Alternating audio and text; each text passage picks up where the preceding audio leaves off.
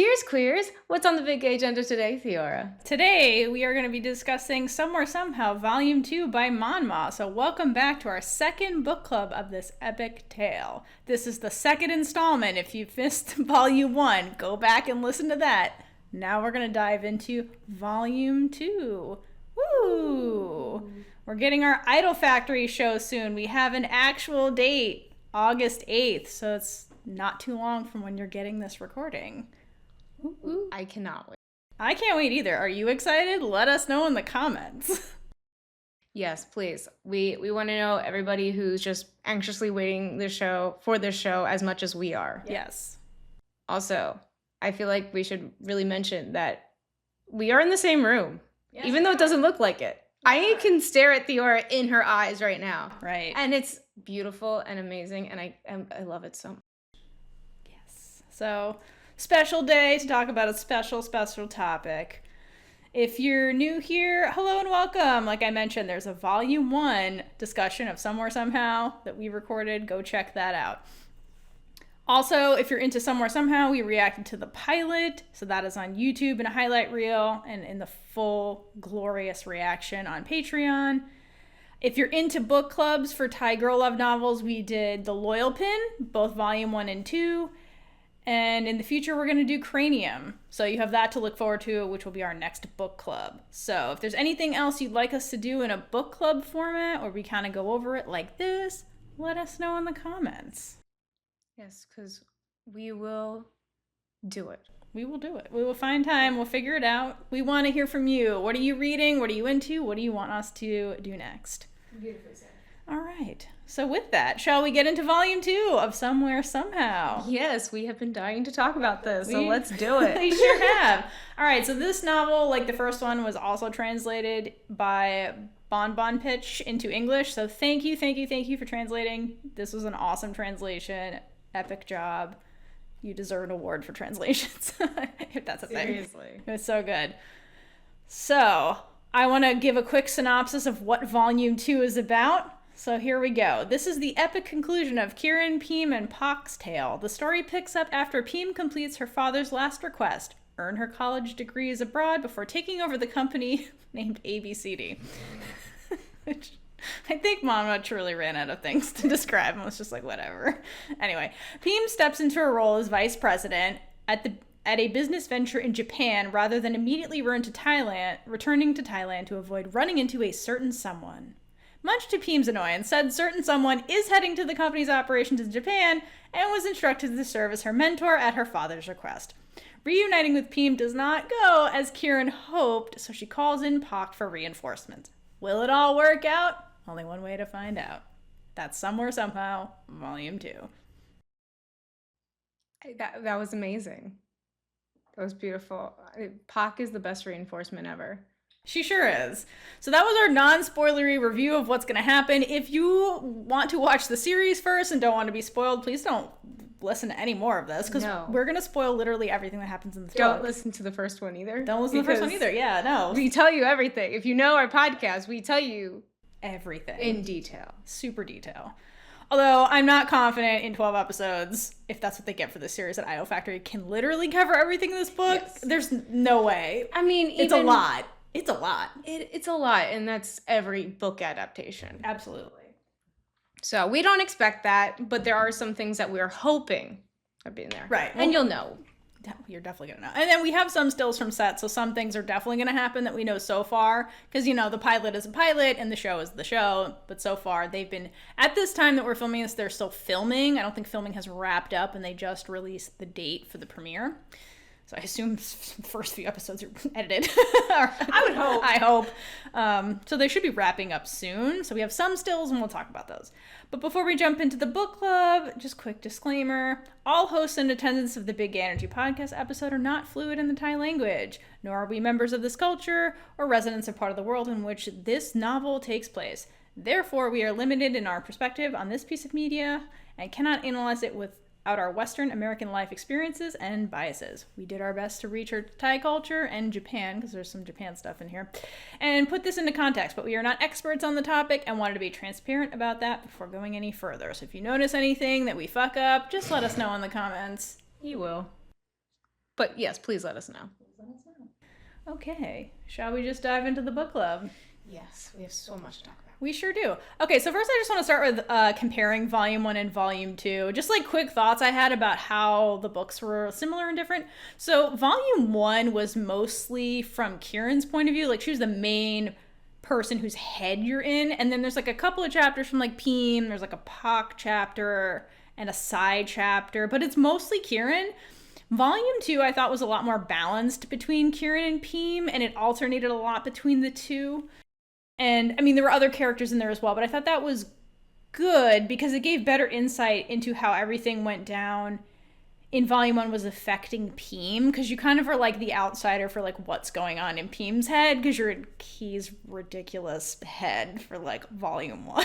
Yeah, you don't get as much of, like, the reasoning behind Pheem's actions in Volume 1. Yeah, or how she feels. Yes. Yeah. You get her actions of her, like, being jealous as fuck all the time, but you don't get her, this is how I feel, that I can't, and, like, the self-awareness that she's behaving irrationally, because you do get that in this volume where she's like, I don't know why, but I have this urge to do this. So you kind of get more of a whole picture about Pheem. So I thought that was a smart choice from Monmaw to do more point of view alternating between those two in this volume specifically. So it kind of gives me hope that when Idol Factory adapts this, it'll be more of almost an ensemble, I hope, because there are multiple point of views in these books, and then Pock has more of her own storyline going on in Volume 2, so I'm like kind of hoping that will be more of an independent storyline. Yes, it's going to revolve around Kie and Pheem, obviously, but I'm kind of hoping Idol Factory will dip a toe into like ensemble land with this story.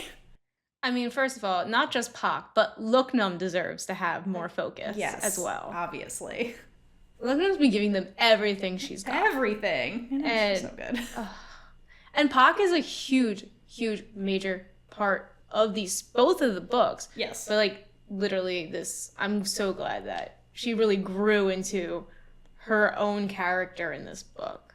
Yeah, no, it was really lovely. And I just, I'm hoping we will finally get an Idol Factory show that's more of an ensemble than anything they've done before. I'm not expecting GMMTV ensemble. I just mean more of an ensemble where, like, Pock will have scenes about Pock that don't revolve around Kie and Pheem. Fingers crossed, everyone. That's what we're hoping for. Last thing I just want to note when comparing them, which is something I wasn't expecting, was that Volume 2 was somehow more unhinged than Volume 1. More is an understatement. It was so unhinged. Like, in an epic way that has solidified Monmaw as a legend forever. First of all, she self-inserts herself into the novel, and we'll get there when we get there. If you haven't read this, it's glorious, and Idol Factory better fucking leave this in, because this was so unhinged. Yes, Monmaw deserves to be name dropped in this show. Exactly, I want it so badly. And then the special chapters at the end, oh god, so unhinged. Because usually, like, in most Thai girl love novels that I've read, usually the special chapters are like point of views from the non-point of view characters of stuff that has happened. Like, for example, Affair from Chow was written mostly by Plang's point of view. So at the end, you get Wam Viva's take on stuff. And so you get inside her head for a little bit to see how she's feeling and things like that. This was so unhinged and had nothing to do with any of that. So, like, we'll get there at the end, but it was so unhinged. It was amazing. No, it was definitely an example of Mama's, like, I can do what I want, they'll read it. Literally, she's like, I'm gonna do whatever the fuck I want. And the way she ended this, it was so epic. So if you happen to have read these novels and you didn't read the special chapters, first of all, in Volume 1, the special chapters at the end are part of the plot. Like, they're not these extra little stories. Like, the whole deal between Kiran and Pheem's dad happens in a special chapter. And that's, like, sets up Volume 2. So it's, like, actually really important to read her special chapters in that book, because it's just, like, a continuation of the story. It's not really special. This one, they're special because they're just unhinged things I could have never anticipated in my life. She ends the book with a questionnaire, like, interviewing her own characters. Like, it's insane. Like, it's so it's wild. It's called Interview with the Characters. It literally is what it's called. And I read that, because I read all the special chapter titles, at least. So unhinged. And I was just looking at them, and I'm like, what? Yeah, it's amazing. It's more unhinged when you read it. Yeah. It's so good. Fiora got to the first special chapter before me, and she's like, you'll know when you get there. But also with Monmaw's special chapters in general, I've only read the Monmaw books for Thai shows that's getting adapted into Thai shows, and it seems like her special chapters really do give a lot more plot and background into, because like you got the pad storyline. Anti-pad storyline. Oh my god. And that was like, I feel it's so important to the book and the show, because you don't understand what's going through her head unless you read that chapter. And it's so much better if you read that chapter. Oh my god. Good. Idol Factory did a good job of adapting it in a short amount of time, but like, oh my god. That was beautiful.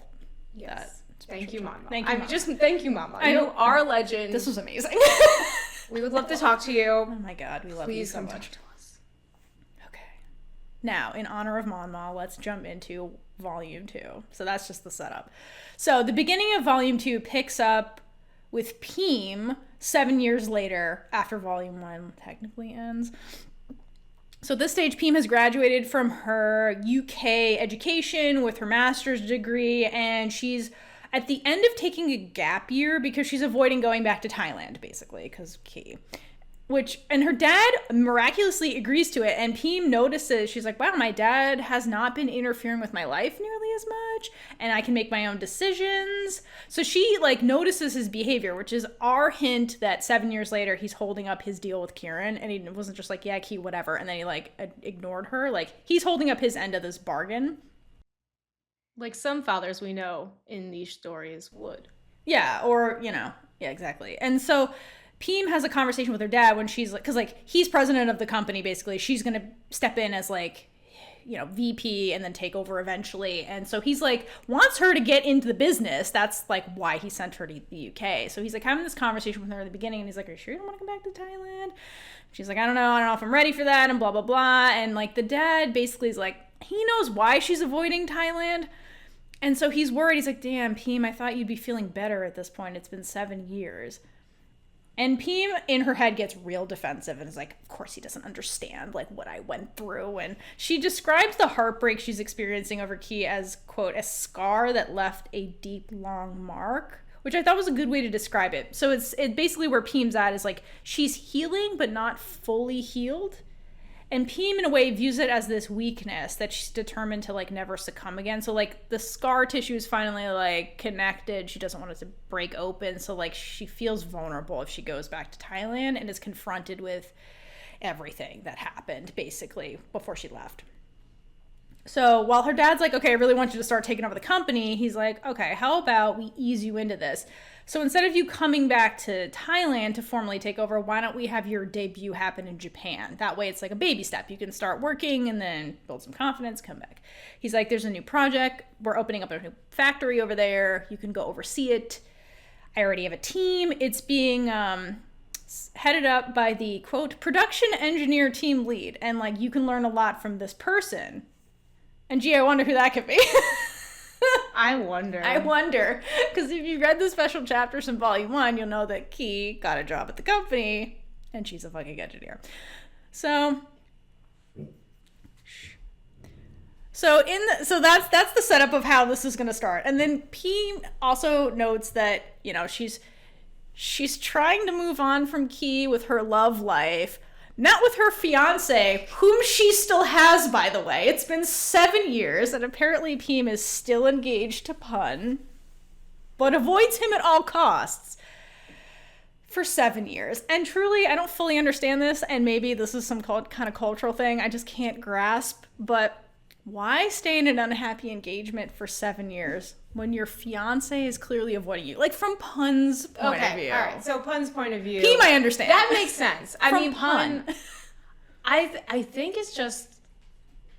He's delusional. He is delusional. He's delusional. He has his own point of view chapter, and like we get his point of view on this whole thing later. So like I don't really mean him in general, but this comes up a lot in Thai shows, like Kirk and Sam, where like they were engaged for 500 years and Sam never gave him the time of day. in Gap the series, but yet Kirk was still there. It's like, why are these men like holding on to these women that don't want them so fiercely? I'm wondering nobody wins in that scenario. if it's just a fact like, oh, maybe one day it will happen and then I will marry into this power and the money and Yeah, like I think the men are drinking delusion juice when it comes to these women. And like I mean, she's a pretty woman, but like it's 7 years and like that's a long time to be unhappy, you know, like voluntarily. But anyway, just that keeps coming up as a plot point. It's the only reason I'm bringing it up. So if it's something cultural I'm missing, like please clue me in. Just I understand we get his point of view. It's just like, damn boy, 7 years, sir. But anyway, unsurprisingly, Pheem knows that Pun, because he's unhappy, is seeing other women, and she knows that and is cool with it because she mentioned, she's like, well, I tried moving on by, quote, letting other men approach me like I didn't have a fiance. So she's basically like, I'm single, I guess.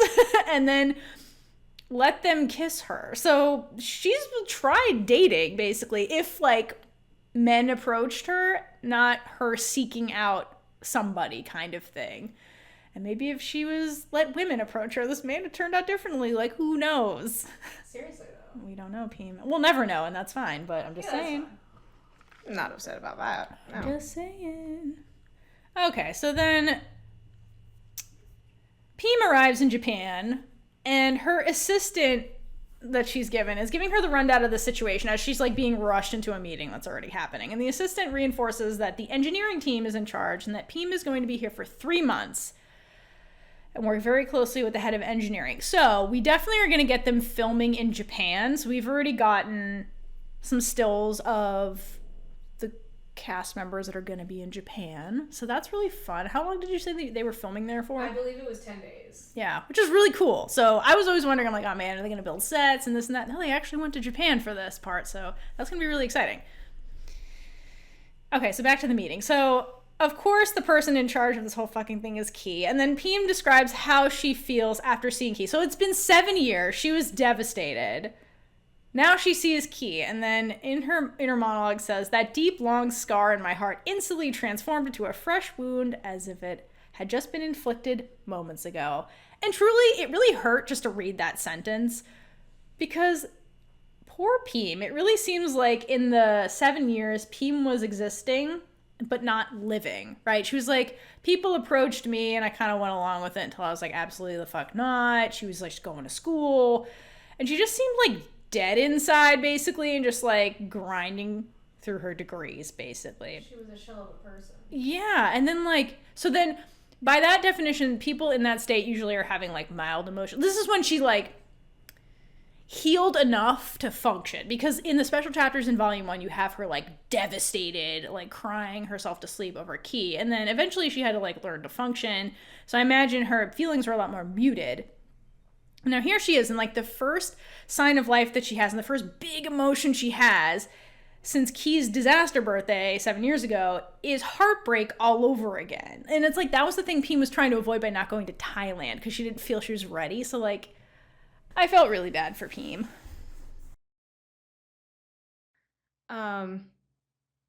Yeah, but someone knew that that's what she was avoiding. So that's why. Because he took out the Thailand. Yeah, the dad took out the Thailand factor. So now they're both not on like an even playing field. So they're both in a new environment. So he was like, just shove you there. We get the dad's point of view later where he explains kind of like what happened, but he like everybody in her life that knows what's happening basically is like, Kie is the cause and solution to this problem. So he's like, it's been 7 years, you're still not over Kie, you're never going to be over Kie, so like let's get these two back together. Is basically the dad ships them like so hard. He might be the hardest shipper until we get to Kie's family. Actually, Pock's the hardest shipper. I'm sorry. Yeah, that was wrong. That was I wrong have a with me. note saying he's rivaling. Yes. Whatever that word Weird is. word, man. Rivalrying. Pock's shipping. Yes. Like, for like epic most shipping for their relationship. None of that sentence came out right, but you understand what I'm saying. It's amazing. And like, again, if you just read volume 1, you don't like super expect it, but like the dad ships them super hard. So Pheem is like, absolutely the fuck not. She's like, change the person who's supposed to train me. I'm not doing this. I don't care if Kie is the youngest department head in the company's history, which honestly, like, it speaks volumes to how much Kie was working in the background during the 7 years. Like, she was also like bare head in the sand, working super hard. She got promoted. But Pheem's like, fuck that, I don't care. And then the assistant's like, listen, your dad set this up. And then Pheem's like, okay, fine, I'll do it for my dad. So I thought this was interesting because in the past, Pheem fought against her father's wishes a lot when they conflicted with what she wanted. So, but now, like she said, my dad is treating me more like a human being and letting me make my own decisions versus trying to control what I do. She's less resistant to his requests, even when that request is actively breaking her heart. So I thought that was a moment of growth for Pheem, because we're going to see in volume 2 that in their separation, Pheem and Kie both really like grew as people, and ultimately like that makes their relationship better in the end because Pheem learned things like patience, compromise, more empathy when she's upset. Like emotional intelligence, I guess is a better way to say that. And then like Kie like learned courage. She doesn't just run away from shit. Like she's more assertive. And so like they're more like whole people because of this experience that they went through. And like, let's be real, the other part of Pheem is like, I missed Kie, I want to be around her. Like no matter how much her inner monologue's like, fuck that hoe. Like she wanted to see her. Like let's be honest. Like she's curious. It's been 7 years. Let's be honest. I mean, yes, because how can you not want to see Kie?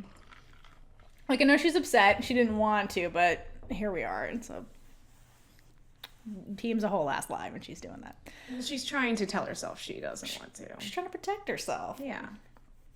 Okay, so then that was catching up with Pheem in the beginning, and then the book switches to Kie's point of view, and we kind of catch up with what's going on with Kie, and she's also completely heartbroken in the beginning, and really devastated when she witnesses just how much Pheem hates her when they are reunited. Because, like, basically from Kie's point of view, she's like, I'm going to go through this. I'm going to be super patient. I'm going to put up with what her dad said so that Pheem can have what she wants in the end. She may not choose me, and, like, I'm cool with that, but she's probably not cool with that. And then here's Pheem being like, fuck you. So, like, poor Kie. That's, like, rubbing salt in her wound as well.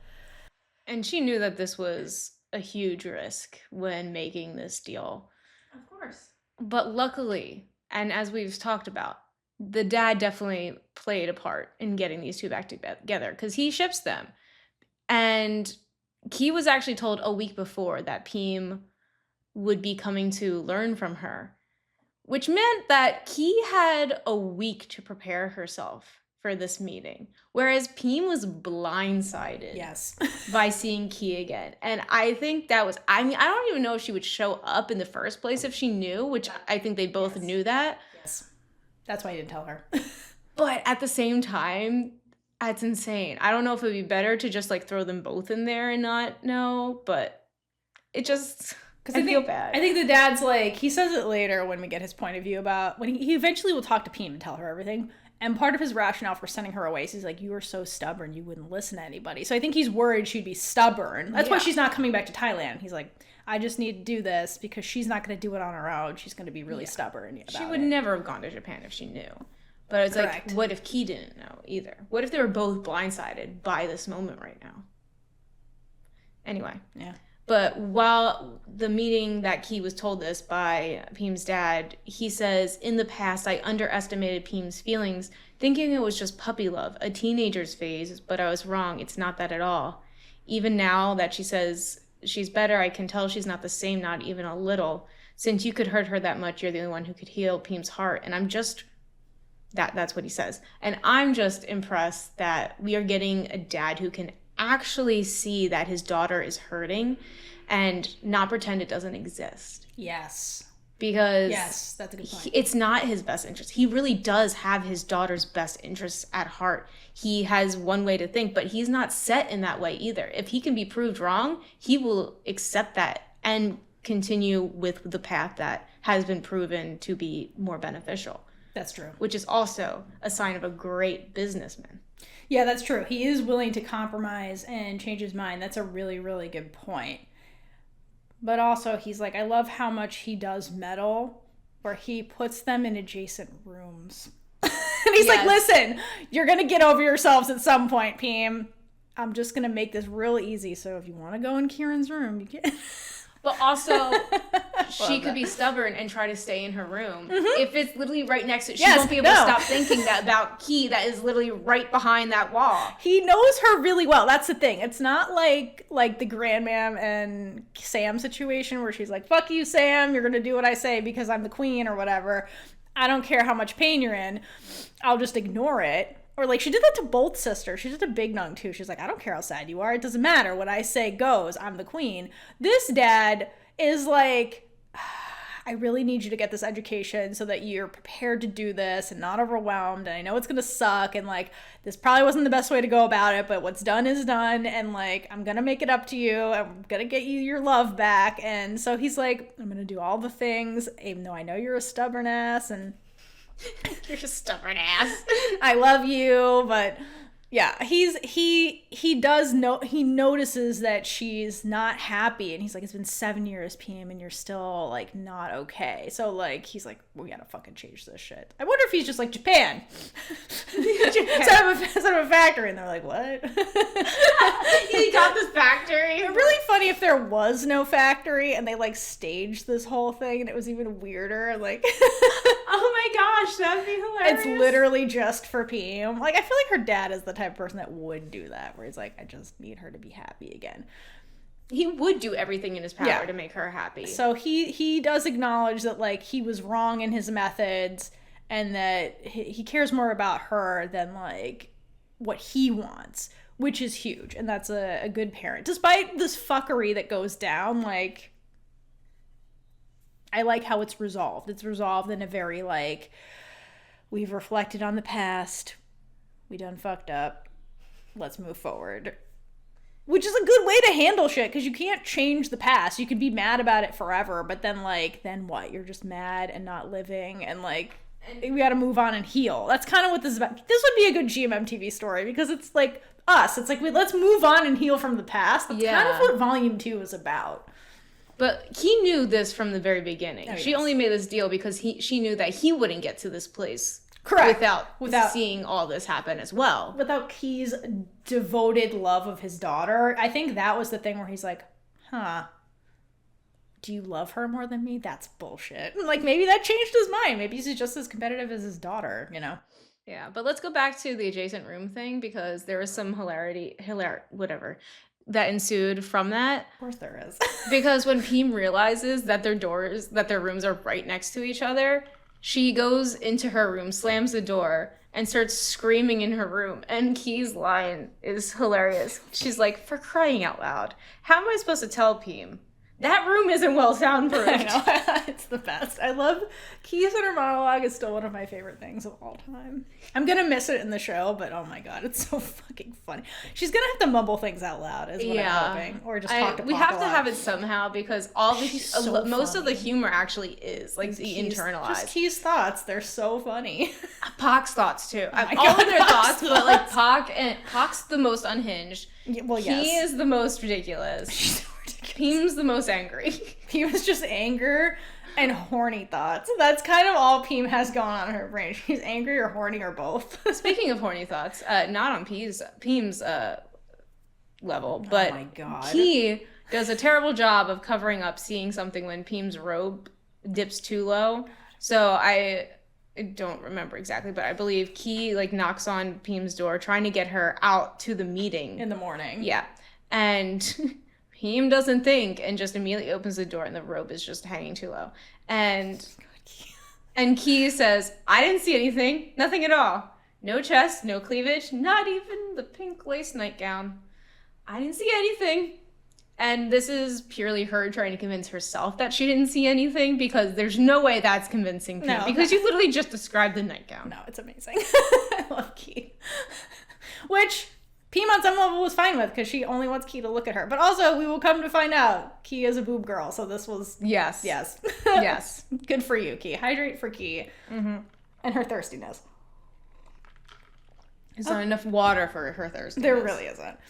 All right, and then we transition into, and they were coworkers. So there are then several chapters of tension and flirting that ensue. And Idol Factory is going to eat this shit up, as they should, because this is where Faye and May truly excel as actors, because they have the tension down and the will they won't they shit.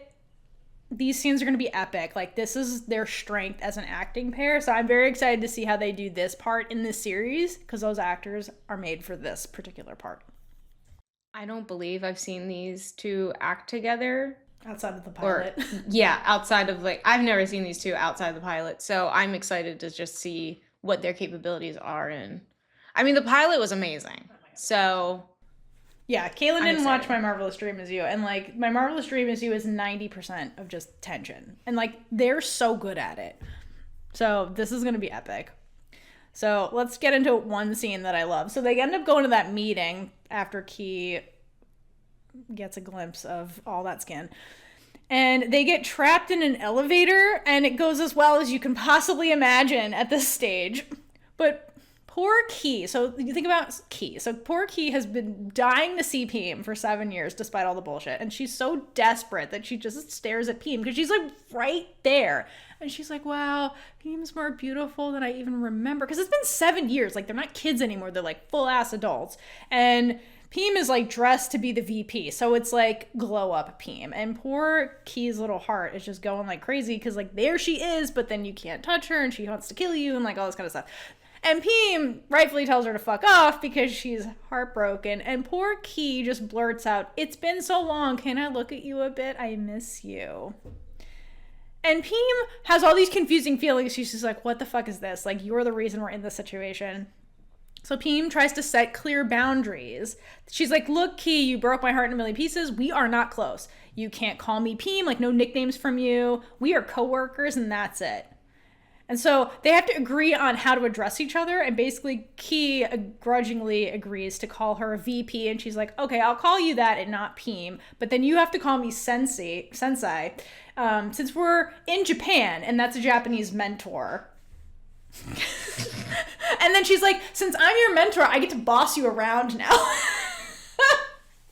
Which is objectively hilarious and true because she's mentoring Pheem. Yeah. But what I noticed is I'm like, okay, that's kind of like the first hint from Kie that their dynamic is now shifting at this stage of adulthood, because in volume 1, Pheem was bossing Kie around constantly and like bossing Kie and Pock by extension around with all of her like threats. And then in volume 2, Kie steps into more of an assertive role. Starts at work and then it bleeds into their like relationship as they start like becoming more familiar and spending time with each other again.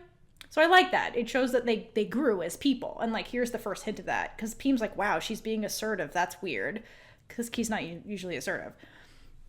They grew, but they're still their same dorky, nerdy selves from the childhood. And it's fucking great, and I love it.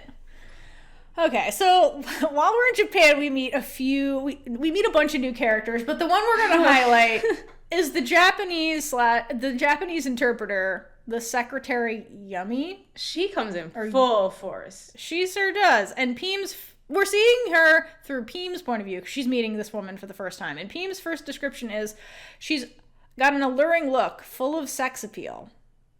So as you can imagine, that's not going to go well with Pheem, who hates anybody who looks at Kie, even if she wants to kill Kie. And it doesn't help that this woman is a humongous flirt who likes to flirt with Kie. That's an understatement too, okay? She throws herself. Oh my gosh. Constantly. Like, too much, especially for a workplace. Listen, I know it's so unprofessional. Pheem, this is your company. Actually, it's not. They're at the Japanese company, but who knows? Anyway. So, Pheem witnesses Yummy flirting with Kie, and that ignites the furnace of Pheem's jealous raging, because some things never change, honestly. Okay. But I love from this meeting is when she first meets this woman and like basically they're like in the middle of the boardroom. Okay. When she first meets Yummy. I think it's Yummy and not Yumi. I was reading it as Yumi. I guess we'll find out. I think Yummy sounds funnier to me because like at one point she's a snack. Yeah, because they do have that conversation later and then it's like Yummy. Maybe it is Yumi. I don't know. I could be saying it wrong. I have no idea. Who knows? Give us your thoughts in the comments. We'll also find out when we watch the series. Yes, that too. Unless they change her name. All right. So they're in this boardroom having a meeting as Pheem's giving us these thoughts. And she says in her inner monologue, even before the meeting started, there was no need for her to go over the documents with Kiran one-on-one and face-to-face. And by face-to-face, I mean Kiran's small face and the face of Yumi's twin mounted breasts. I died at that part. I know. And Kie's a boob girl, so we know this is also not good. And Pheem also knows that. Yes, so like, fuck. this is a lot. This is a lot. This woman is competition. So, Sai's out of the picture in volume 2, basically, other than they have to clear the air about what happened. So this is the new, like, woman who's actually a threat to Pheem. I'm kind of glad that it's not Sai again. Like, they Me didn't too. like, bring that back. Yeah.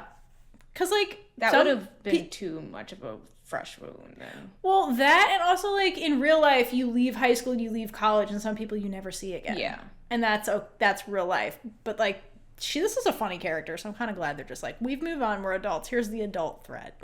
A voluptuous woman who's very flirty. Too flirty, honestly. I mean, it's great. So little by little, everybody falls back into their old habits, and Kie takes out Pheem for like a business lunch, and it's like Pheem's first time in Japan, so things are a little bit different, and she's like already frustrated because Kie is here, and they're having lunch, and like she orders fish, and Pheem doesn't eat it at first, and Kie's like, what's wrong? And then Pheem's like frustrated, and she's like, there's too many bones. So she can't, like, it's just struggling with the chopsticks. So without saying anything, Kie takes the plate and then concentrates with all of her might to, like, debone this fish for Pheem.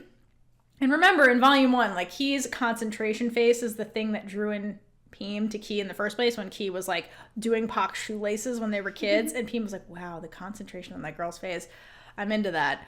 So this sparks Pheem's old feelings to resurface, and she admits to herself in this moment that she was happy to see Kie, but, quote, my bottled up emotions resurfaced, pushing me to say what I knew would hurt her. So, I like that we get Pheem's point of view, because we get her inner monologue like this, where she knows she's being irrational, but she can't control it. And that's, like, how strong emotions are sometimes, where she's like, oh, yay, but then she's like, you hurt me, so she's still being very defensive, and I don't think Pheem understands she's instinctively trying to protect herself. Because if you think about it, when she was in England, I mean, her sister was there for part of it, but, like, Pheem must have felt so alone for a lot of it, and she was, like, getting through this heartbreak by herself and learning how to stand on her own 2 feet by herself. So I think that made her even more guarded. So then here comes Kie, and all of her defensive mechanisms are just kicking in, and Pheem's like, I don't know why I'm behaving like this, but, like, that's my instinct right now. And I think that that's valid. It's not a reason to, like, hate Pheem and be like, wow, Pheem, you're being so mean to Kie. Like, she's being defensive because she was hurt so badly, you know? And yes, that is extremely valid. Right. Especially, like we said, she's a shell of a person those entire 7 years. Yes. She doesn't have much left to be broken. Right. So, I mean, yeah, human nature is self-protection. Like, just trying to, like, protect yourself. Yeah, we have our own, self-preservation. Self-preservation, there you go, yeah. Ooh. Yeah, that's definitely what's going on with Pheem. And then, like, here comes Kie shattering all of the armor that she built against her will. She's like, I want to hate you right now, but I can't. Like, it's slowly, like, wearing away at her, basically. So again, Pheem, to protect herself, tries to set boundaries with Kie, and it, like, crushes Kie to have Pheem want to send boundaries with her. But, like, Kie understands where Pheem is coming from, even though it hurts her. So she, again, what does Kie always do when she's uncomfortable? Makes ridiculous jokes. So she does that a lot in the beginning, because, like, that is her form of emotional armor. So to your point earlier, I think it was really interesting in the beginning when they're reacquainting themselves with each other as adults who have gone through this big trial and separation period, because yes, they've changed, but their core personalities haven't. And the two of them have such a very long history together that I thought it was super realistic to portray them as, like, falling back into old habits. kind of unconsciously, because that's how you are with people. If you've ever like had a good friend or a family member that you don't see in a long time, and then you're like reunited with them, and you ever get that feeling of like, wow, it's like no time has passed. We're just like the same people we were, just like falling back into our same conversation patterns and things like that. That's what's happening with Kie and Pheem.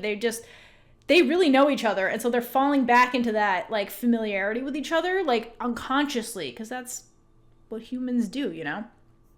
But the thing is, when Pheem realizes that that's what's happening, she puts a stop to it because she's afraid of getting hurt, basically.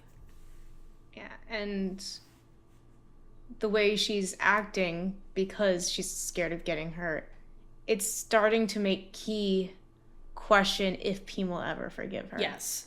Because this is a huge thing. Like, her life was turned upside down because of all of this. And Kie says in her inner monologue, someday Pheem and I would return to the way we used to be. That was the hope. That's what I wrote. I added. Yeah. But from the look of it, just forgiveness seemed impossible. So it's like so sad to see Kie start to lose this hope. After 7 years of clinging to a shred of hope. But she doesn't give up. No, because she says, if I did that, how I had held onto my love for Pheemanas all these years, enduring to the point where I remained absent, as if I had been living as a monk for nearly 7 years, would go to waste.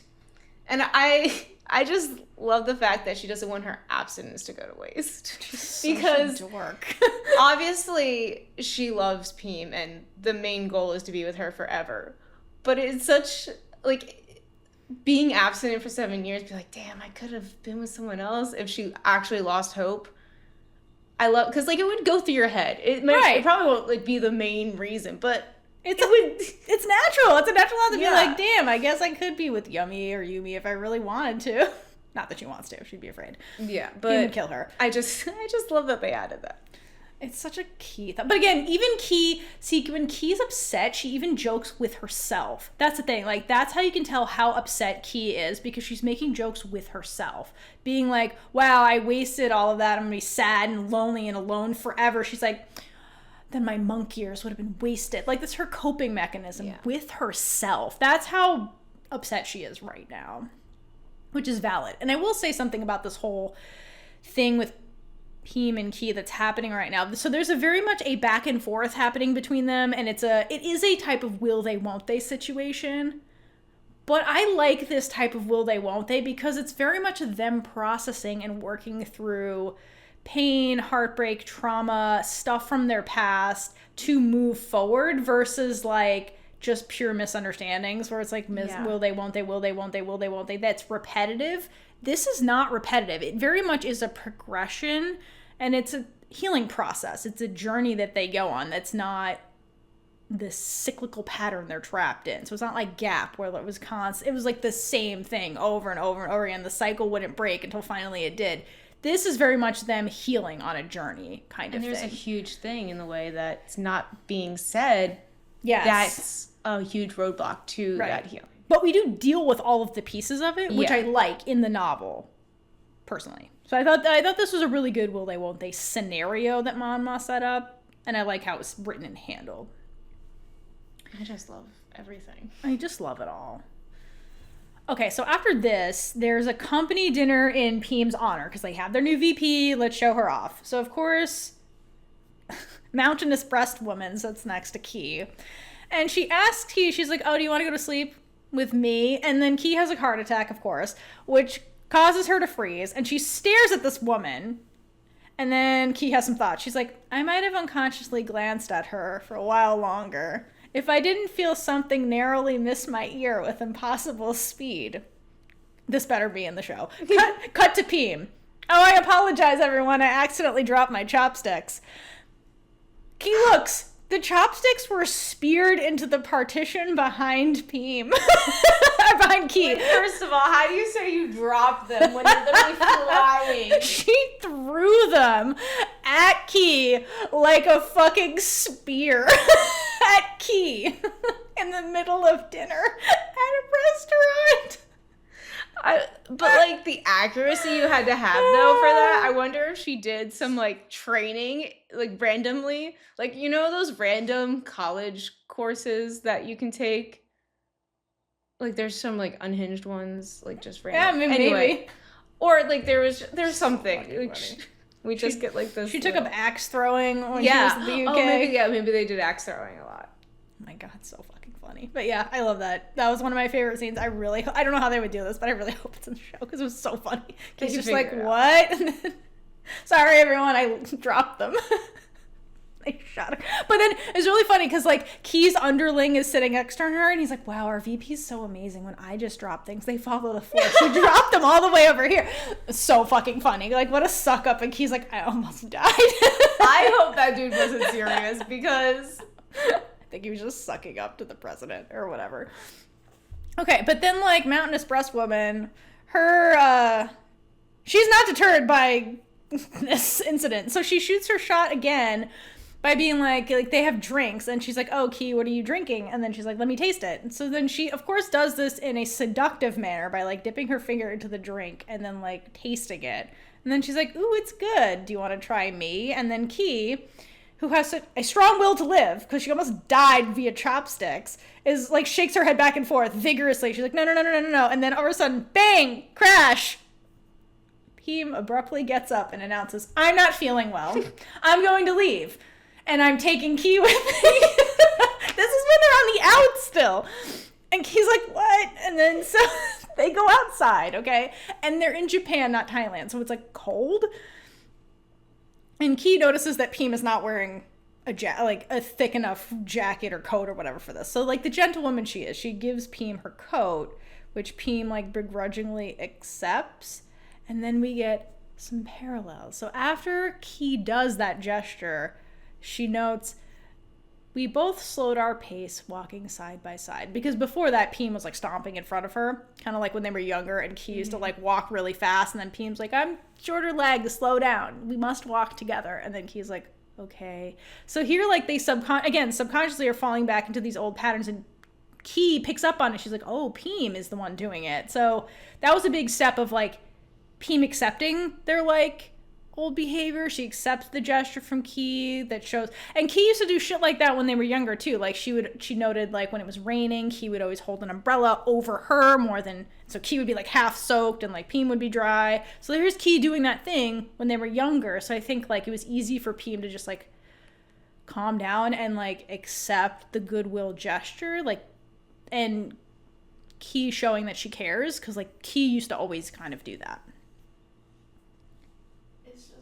It's really cute, but also, yeah, it's always somebody's the angry or trying to guard themselves that's walking faster, and it's calm down, take a breath. The walls are coming down. My castle's crumbling. There you go. Anyway. Okay, but Mountainous Breast Woman is not done. So while this is happening, like they're having a sweet moment together, and like Pheem's like putting a scarf on Kie because she's like, you must be cold, and it's like really cute. And Kie's like, oh my god, she's near my face. And then Kie gets a text, and she's like, it's fine, I don't need to answer that. And then she looks at it, and Pheem sees it.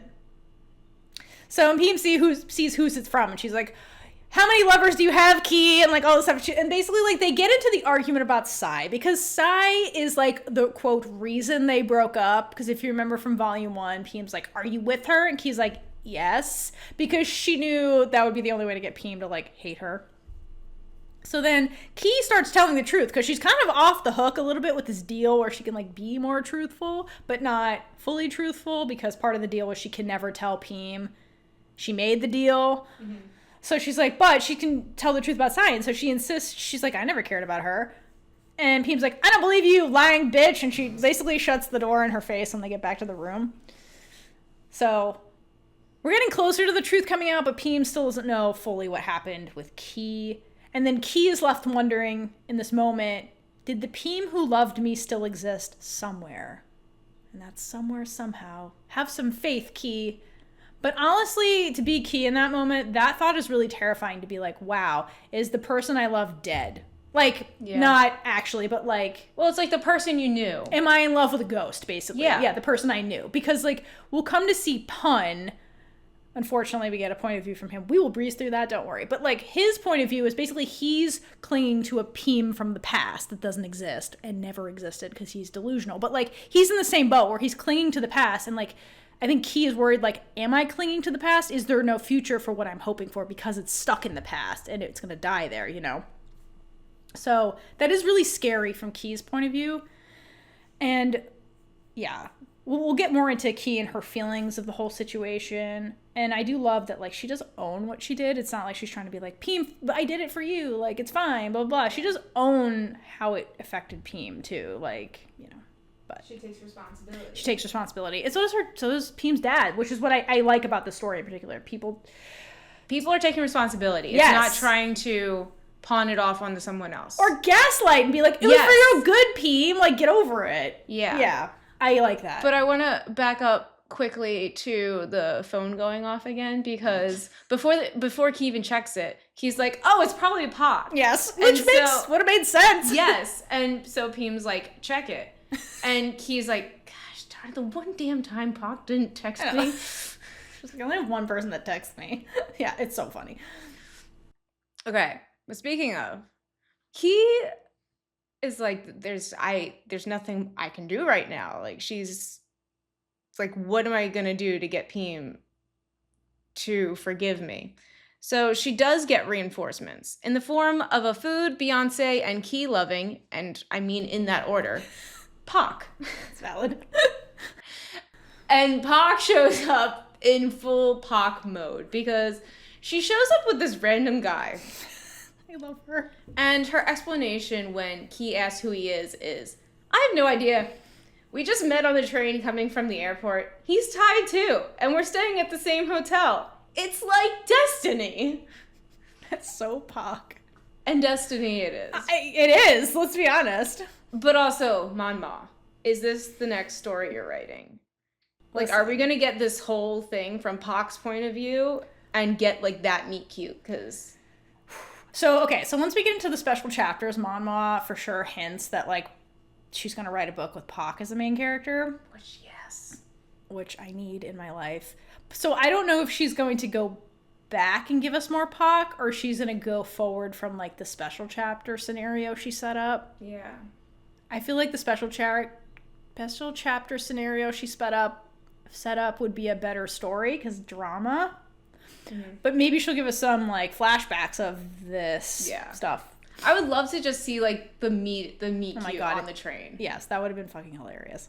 That's really all I need, is that scene. Okay, so Kie's still trying to understand what happened last night, why Pheem is so upset. First of all, we're all Pock in this scenario, okay? Yes.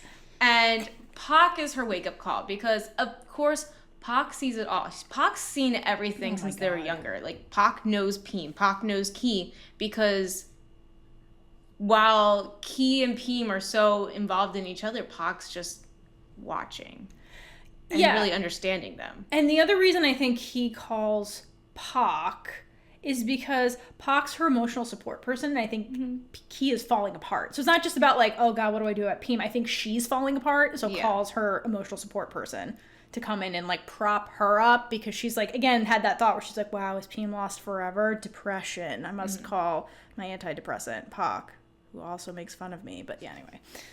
But in a loving way. In a loving way. Okay, yeah, but Pock knows exactly how Pheem reacts to things. So, of course, she slaps Kie's knee because it's better than her own. Well, yes. And we've established this in Volume 1.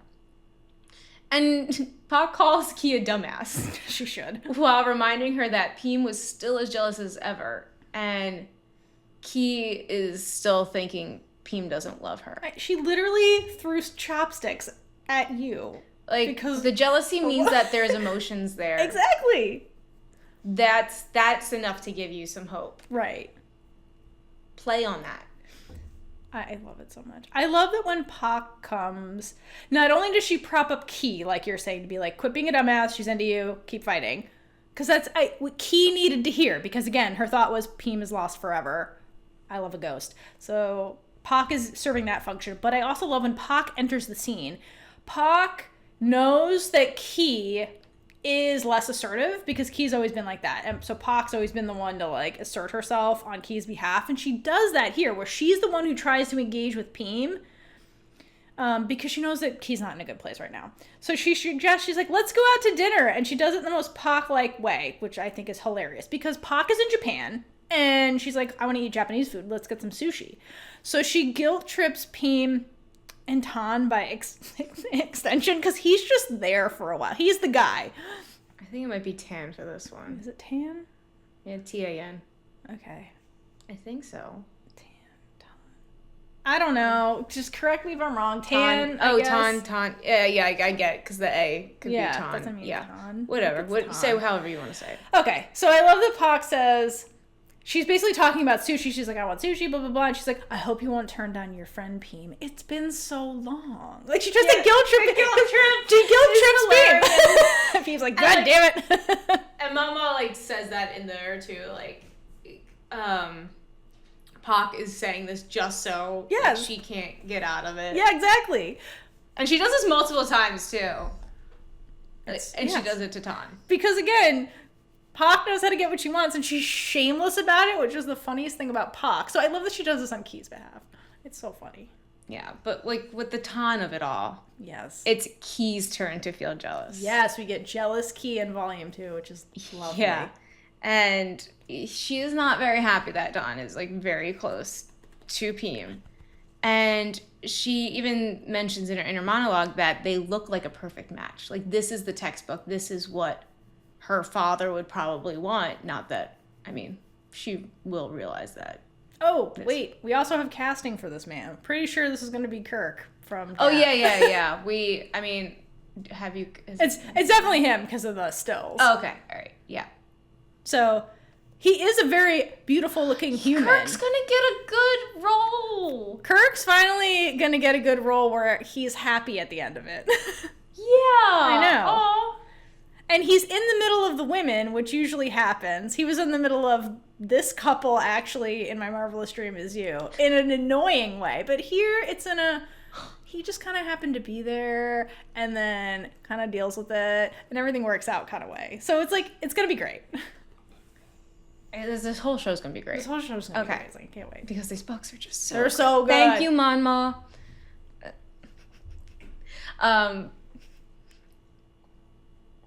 I'm sorry, I have a dog with me right now that's licking me.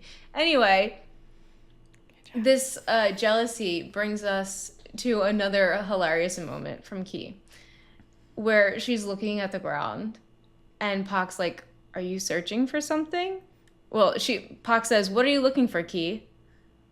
And this is just the whole conversation. Stones. I need to kick something to blow some steam. Japan doesn't have that. A can will do. Japan also doesn't have trashes littering around like our neighborhood. Can I just kick you? Oh, please, have mercy on your wife. Back when we were younger, you used to kick my shins all the time. My knee ligaments are bad now. Now I have to take Anline every day. But like, okay, Pock, you say as you've been hitting Kie the entire time you've known each other. She was just doing it earlier in this scene. I love her. She's ridiculous. But I just love it. It's the guilt tripping. Accelerated to, can I kick you? She's frustrated. And then, wait, she does this thing too where Kie, when they start walking and Kie keeps like stepping on the back of Tan's shoes on purpose. Yeah. And then he turns around and he's like, excuse me, I think you keep stepping on my shoes. And he's like, tries to politely correct her and be like, can you stop doing that? And like, Kie keeps doing it. Like, Kie keeps acting out in like little ridiculous, jealous ways that are completely obvious. But she doesn't, I don't think she recognizes what she's doing. Because Kie's not usually the irrational one, but here you get to see can be irrational too when she's jealous, but her ways of doing it are like petty childlike things. Yes. That ultimately don't hurt anybody. They're just petty child things. Yes, because speaking of that. Exactly. This is hilarious. Speaking of that, Tan tries to take a picture of Pheem But every time he tries, the Pocky Gang steps into the frame and just starts doing random funny faces, things. They just photobomb every time, yes. basically. And this goes on many times. So much. To the point where Tan is like, excuse me, he's so polite. No, he's really every polite. single time. And he tells them that he wants to take a picture of Pheem alone. Which he gets, this is the response he gets. Go ahead and take it. Just think of us as background. Like we're trees and grass. And I died laughing at that. And Todd immediately puts away the camera because he knows that he's not going to get what he wants. And he's not even going to fight for that. No. Which now I'm realizing why Kie tells him not to give up easily at the end. We'll get there, but... Yeah, Kie wears him down. Okay, but... It's just, I love this part because it shows that the three of them are a package deal, especially the Pocky Gang. But the three of them really are like a cohesive group. Like Pheem had to accept that about Pock is just part of Kie. And I mean, like it's not like she was doing anything about it either. She's like, I just have to accept this. And when she sees them together again, she's like, yes, like a fish in water. Like the two of them, she's like, you just can't separate them. And Pheem just understands that. And like Tan is learning this the hard way, that like there's no separating Kie from Pock. It's just they're together. But it's also a good time to mention how naturally that the three of them fall back into the old dynamics. Yes. Because like Kie and Pheem right now are both jealous about things and people, and they're not 100%, but the trio relationship still is behaving the same way. Yes. Enjoyable chaos. Like that's the only thing I could think to describe the three of them. It's a great description. I mean, also it's just what you can describe the trio is still like the Pocky Gang, but Pheem fits in so nicely with them that it's still the trio. It's cookies and Pheem flavored Pocky Gang. Yes. It really is. It is. But the key is that like they need all three of them. Yes. Again, like the Pocky Gang is fine on itself too, but Pheem is always in thought and like she's still there in conversations and thoughts. She's never forgotten, even with the Pocky Gang. And once Pock got there, you see the mood become lighter and it allowed them to feel like it was old times. Yes. And that really solidified that the comfortability that broke down the walls even more. Yeah, because who can stay guarded around Pock? That's like impossible. Seriously. Like she doesn't allow anybody. No, exactly. If you're an introvert, she is going to make you come out of your shell. Exactly. There's no hiding from Pock. But the three of them are home for each other. Yeah. The concept of home. Because as long as they are together, everything is natural and comforting.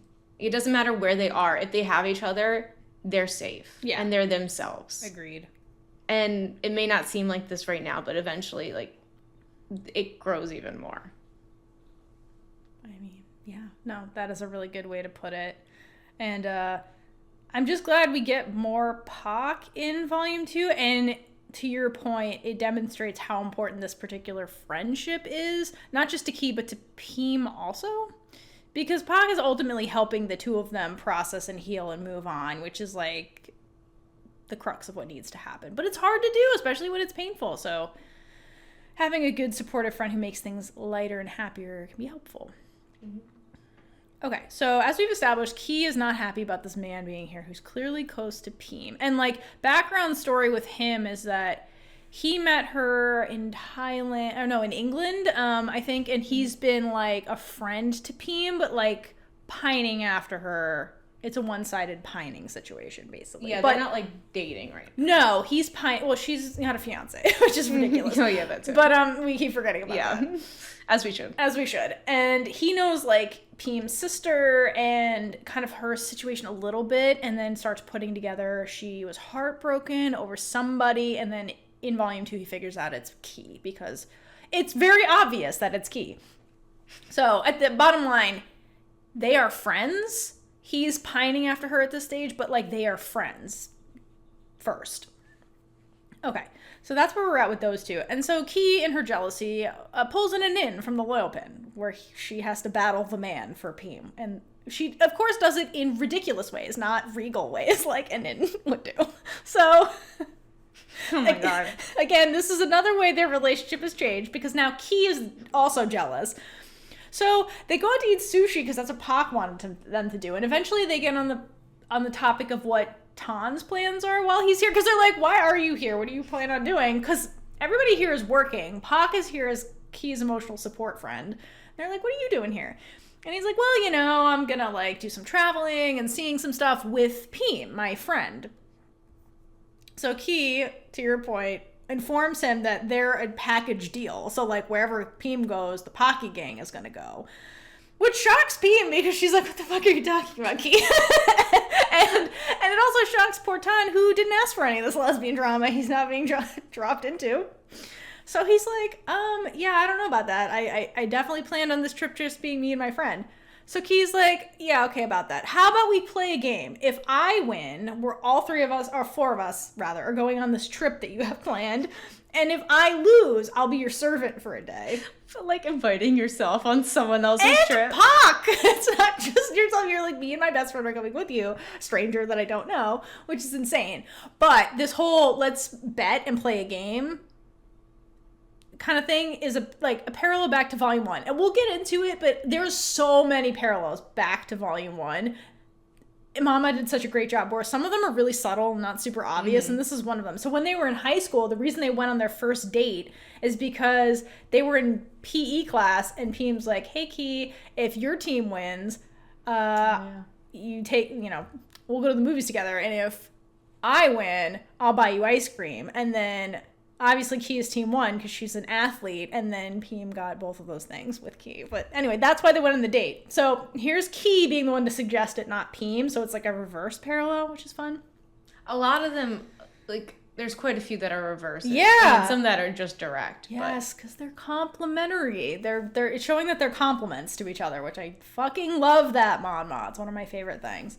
So Kie's first suggestion is like, let's do something math related, like who can recite the most digits of pi wins. And it's like, Kie, you're a fucking engineer, like that's not fair. And Tan's like, I'm a photographer, I don't know about that. So he's like, how about we just like, this is the most boy thing ever. He's like, why don't we just see who can eat the most wasabi? Because like that's such a like boys at a kitchen table thing to be like, I can eat more than you because I'm brave or whatever.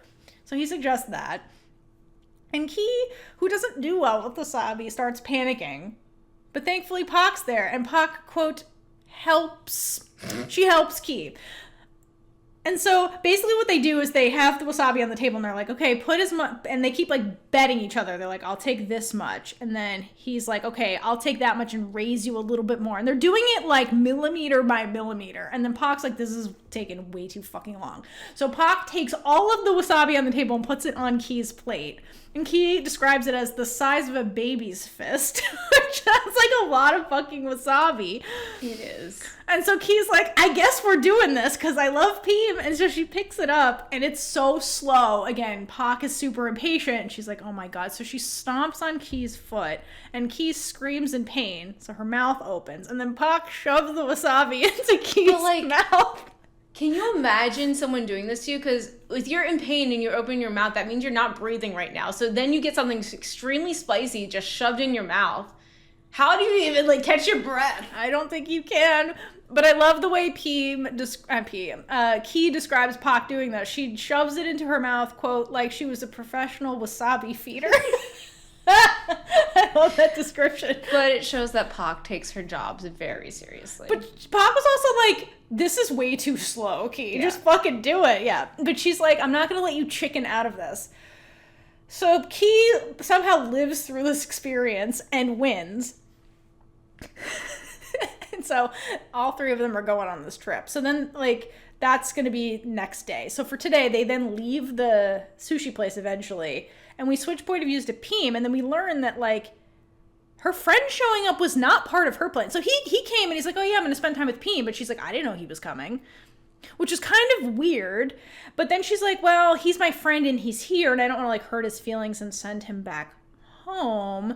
And she's like, also, Kie seems really jealous, which is fun for me. And also she's, like, fighting these battles and not running away. So she's intrigued by the fact that Kie seems to have changed and is like fighting for her in a way that she wasn't doing before. Not that she wasn't, but like Kie is more flight than fight, which she has told us in her inner monologue. So Peeg's like, I'm intrigued by this new Kie that I'm seeing, who's more assertive and shit, and I kind of want to see this play out.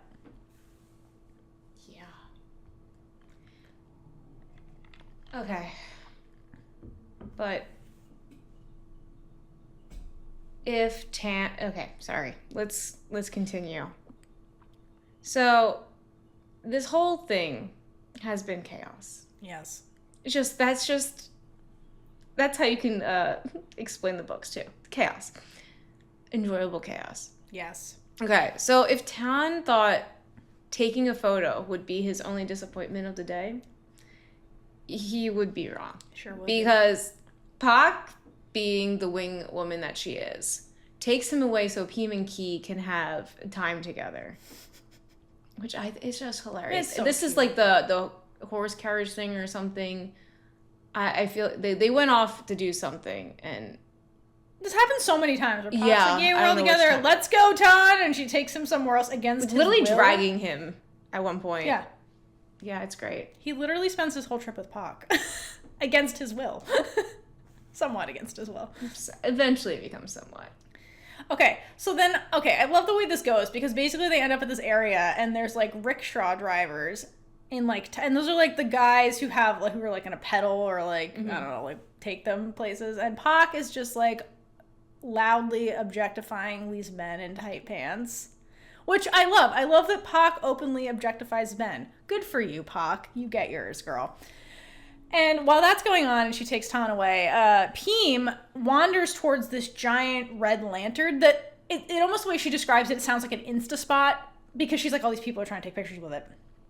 And it's very crowded. So then Kie just takes a picture of Pheem kind of like in this area, which catches Pheem super off guard. And she's complained. She's like, Kie, the lantern isn't even in the photo. The whole point of taking a picture here is the lantern. And Kie just replies, well, I wasn't trying to capture the lantern. I only wanted to capture you. You're the most valuable object anywhere. It's just so cute. Not object, but like you're the art.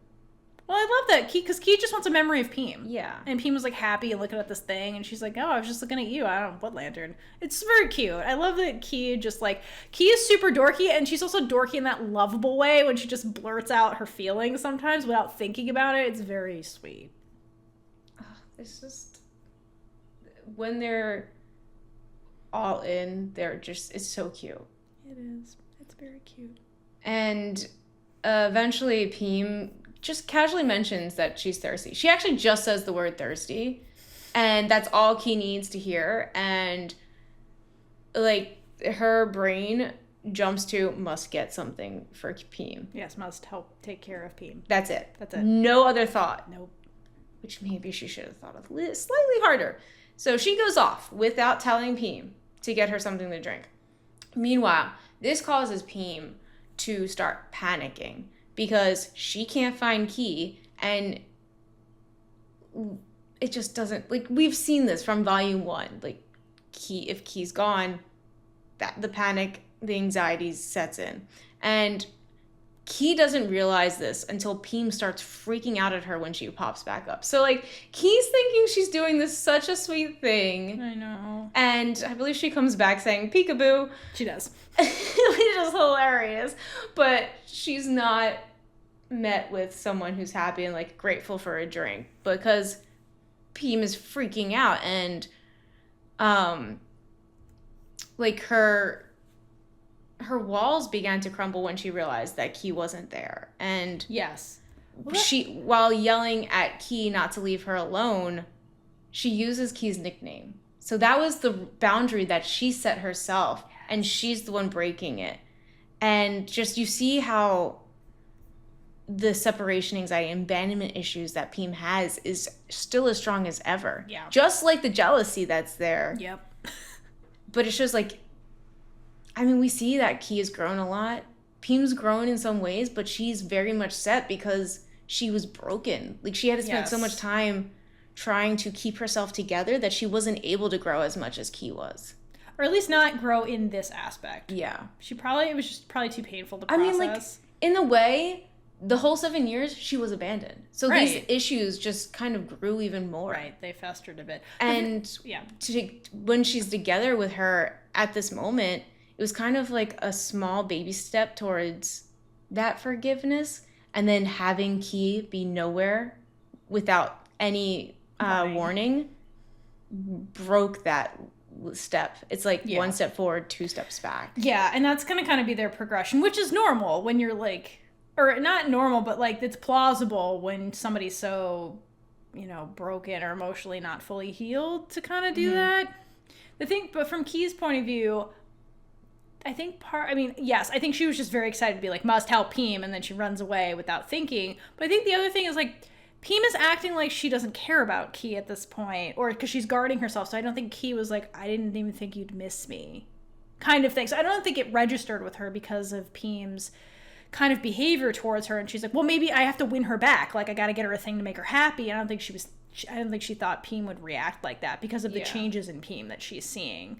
So I think while this was like scary and hard for Pheem to deal with, I think it was important for both of them to be like, oh, these feelings are still here when it comes to like how Pheem reacts when Kie's gone. I think both of them needed to see that, particularly Kie. Yeah. And knowing that and seeing it later, Kie takes Pheem's hand to show that she isn't leaving her, and Pheem starts to describe like everything becomes blurred and unclear, and this is really Pheem's anger and resentment becoming blurry, and her not knowing exactly how she feels anymore, because this is so confusing because she's felt one way 7 years now, and now this person's back in her life, and she's like, I have this anger, but I'm feeling these old feelings, and it's just, who knows what's happening anymore. And it's just so sad because Pheem describes this all as a dream as well. And she tells herself to keep dreaming a little more before she has to face reality. And it's just so sad because she thinks that reality is pain. Yes. Abandonment specifically. That's why it's confusing, because she's like, this is all coming from Kie abandoned me, and now Kie's back, Kie abandoned me again. And like, here are all these feelings. She's like, I don't know how I feel because she's here now. She's touching me, and now I'm happy and I'm sad and I'm mad, and like, it's a roller coaster of emotions. Yes, and I like that Monmaw specifically has Pheem being like, this is confusing, because it is like that would be so confusing, So I'm glad we got the inner monologue from Pheem to like hear her think that, Yeah, but she is letting herself dream. Which is cute. Yeah. And like, for somebody who's so hurt and guarded, like, even that can be dangerous. Like, when you're, like, afraid of being hurt. Like, even having the dreaming is, like, hoping. Even having a little bit of hope, like, it could get crushed again, and, like... It's like, Kie not giving up hope that people will forgive her. Exactly. So, with them both doing the same thing right now, we finally get into this, like, comfortable flow with the two of them. And we get their old dynamic. And Pheem tells Kie that she wants ice cream. And they have this back and forth. Well, first of all, Kie's like, it is cold and you want ice cream? First of all, I agree with Pheem. There's always time for ice cream, okay? There's no, like, ice cream in winter, yes, I will still eat it. It tastes good. That's all that matters. But they have this back and forth about what flavor Pheem wants. And I believe it's the first flavor Kie suggests is cookies and Pheem. So cute. Which is such a cute callback to the first volume. And because if you remember in volume 1, Pheem gets mad at Kie for ordering cookies and cream, and it seems ridiculous that this is what she's getting upset about, because it definitely was, but it's so I feel like it was kind of like a jokey thing. Me too. And she jokes around that Kie should have ordered cookies and Pheem. So here's Kie having that, like, just in the back of her mind. I know. Like, that's something that had to have been there all the time. She probably thinks about cookies and Pheem every time she sees cookies and cream, and that must have been killing her over 7 years as well. Yes, she cried every time. She was in the ice cream section, let's be honest. But there was definitely, like, one night where she was, like, feeling really, really sad and sorry for herself. So she got, like, a pint of cookies and cream and was just there sobbing, crying, eating this ice cream. Pock ate most of it, that definitely happened. Let's be honest.